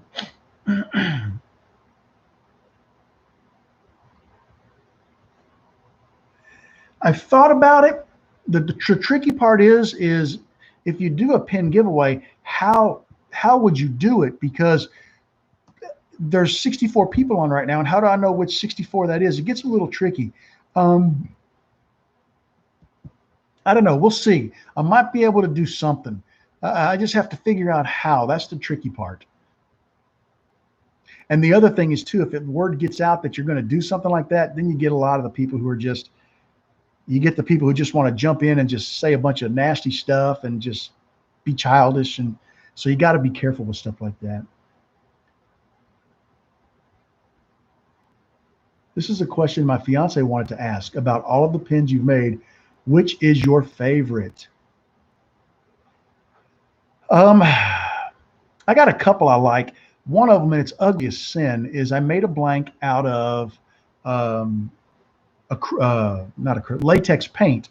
I took a shoebox and I lined the shoebox with packing tape, and I had several cans, had just a little bit of paint in them, and I'd pour it in, I'd let it dry. Then I'd take another paint, pour it in, let it dry. Because here you can throw the cans away. If you dump the paint out of them and the can is empty, you let the paint dry, you could throw the can away in the recycle bin. But you can't throw the paint away. So unless it's hard, it's got to dry. So I poured them in the shoebox. It took several months. I forget how many. I think it was like 9 months total that I did this, because just a little bit at a time. I let it dry, and I don't remember. Maybe it wasn't 9 months, but I turned a pin out of it. Now, it was hard to turn because acrylic, it has a little bit of a flex to it. So when you would turn it on, it was like a dragster tire. It would go from round to oval, and you had to be careful because you could really tear it up. That was one of my favorites. That, and I did a collaboration with Kenneth Wines, where I had an apple twig blank, and I blew a big chunk out of it. And I called Kenneth Wines, and I sent him the blank, and he laser carved an apple out of it. Then he laser carved an apple out of red heart and a little leaf out of walnut. And he sent them to me, and I glued them in the pin and finished turning it, and it's stunning. I love it. Those, and there's one of my initial bespoke pins I turned that I really love. So there's a couple. There's a couple. That's a great question.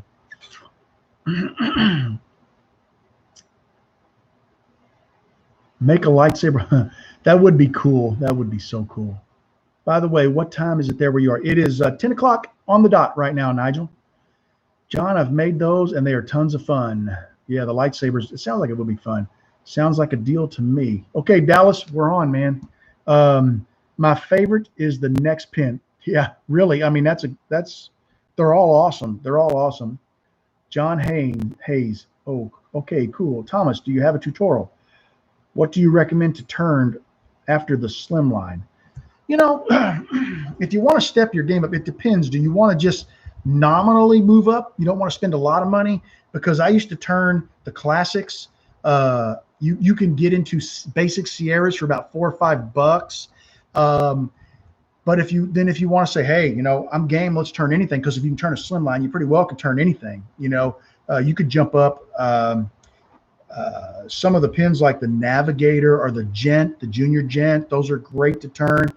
All kits are fun to turn. Don't be intimidated by it. If you can turn a slim line, you can turn any pin out there. Don't think you can't. You can. It's the same thing, just different set of bushings. I'm working on it, John. Oh, Thomas is working on a tutorial for turning a lightsaber. He's trying to get a design down that's not too difficult for people to start with. Well, that'll be cool. That would be awesome. I've got one of Thomas's pins right here. This is the Titan MK1, designed and manufactured by Thomas Tate. It's an all aluminum body. Thomas sent this to me a while back.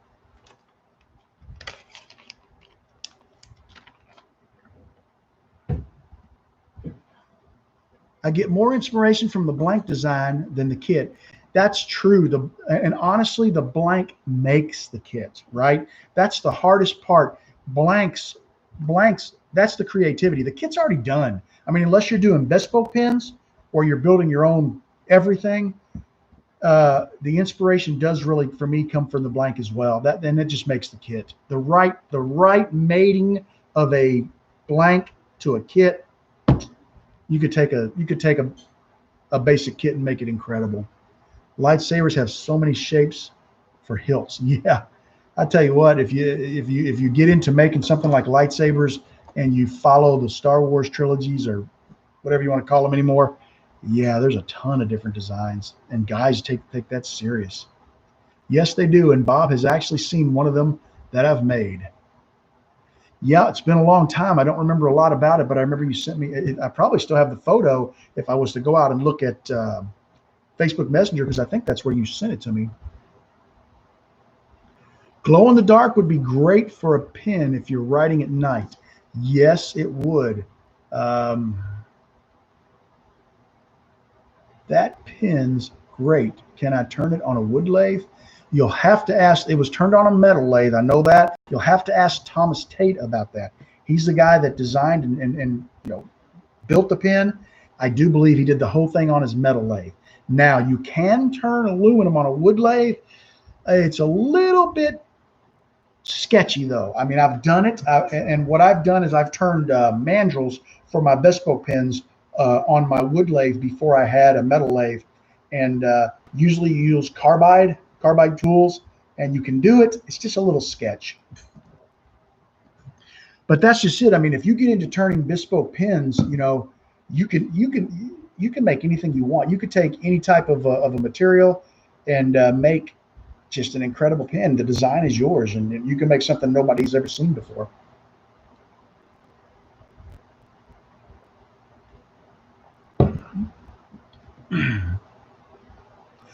Thomas says you technically can make that pen on a wood lathe, but it requires a constant tool pressure. He's a machinist, so I'll leave that stuff to him. Let's see. Do you the standard pen bit or the Fisker's bit? Do you use the standard pen bit or the Fisker bits? Standard pen bit. Are you talking about fountain pen nibs? Is that what you're talking about?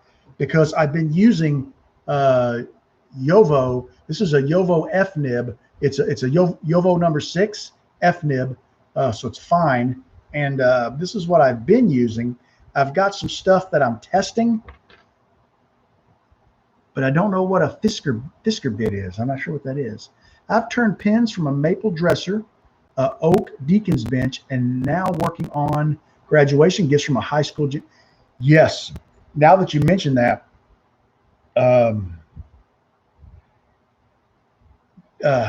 let's see. Golly, I'm trying to think. I have turned things from like gym floors, but generally it's like a 5/8 inch, so it's a little tougher to drill. Man, I've a dining room table one time, a cherry dining room table. I got some parts from that. They had a Great Dane who chewed the legs off of it, and I got some of that material. So I guess I have done a little bit, but it hasn't been something I've done on a regular basis. I haven't really gone out seeking wood. because I have such a large stock of wood, and since I only need a piece of wood about this long, and it lasts forever. I got tons of blanks. Mainly use woods from trees that have been cut down. Yes, as long as you dry those blanks or let them dry, that's a great way to go. Thomas Tate, hey Bob, if you ever break a pin nib, unscrew the top of the nib and just pull until you're able to. Yes, yeah, that's this right here. If you grab this and pull, I can actually pull the nib and the feed right out of this housing and swap it out. So that's what I've got. I've got like some other pins like this that I'll be using the nibs from when they come in to make my own bespoke pins. I'm not calling them KITLESS anymore because it's really getting to be a sore point for a lot of people. So I'm calling them bespoke, BESPOKE, and I'm probably pronouncing that wrong, but it's a much more acceptable term than the K word. Let's see. Okay, we're winding down. I tell you what, we've been on since this started at 7:30, 8:30, 9:30. This has been 2.5 hours, guys. I'm gonna have to get off of here. I'm wearing out. My voice is starting to go. I heard some metals are not too comfortable for long-term writing. Other materials may be more comfortable. You know, I hadn't really heard that, but it kind of makes sense. You know what I mean? But guys, I want to say goodnight. I want to thank everybody for hanging out with me. I'm going to start working my way off of here and, you know, call it quits for tonight, get in the house and kind of relax and get ready for tomorrow because big work day. The term kitless is just getting a lot of backlash in the custom pin community, and trying to watch it. See you, mate. Tommy, have a great evening, my friend. John, message me and I'll send you the tutorials I have. Great, man. Hey, everybody have a great evening. Good night. Good night. Stay safe and keep turning, and be sure to keep in contact with the videos and all the other instant messenger things that we can use to talk. And, you know, I love hearing from you guys. Send photos of the stuff you're working on. And I took a few notes tonight. I'll try to follow up on that blank and see what I can find. Pink ivory. All right, guys, have a great night, and I will talk to you again very, very soon. And remember, you are always welcome in my shop. I had to say it. Goodbye, everybody.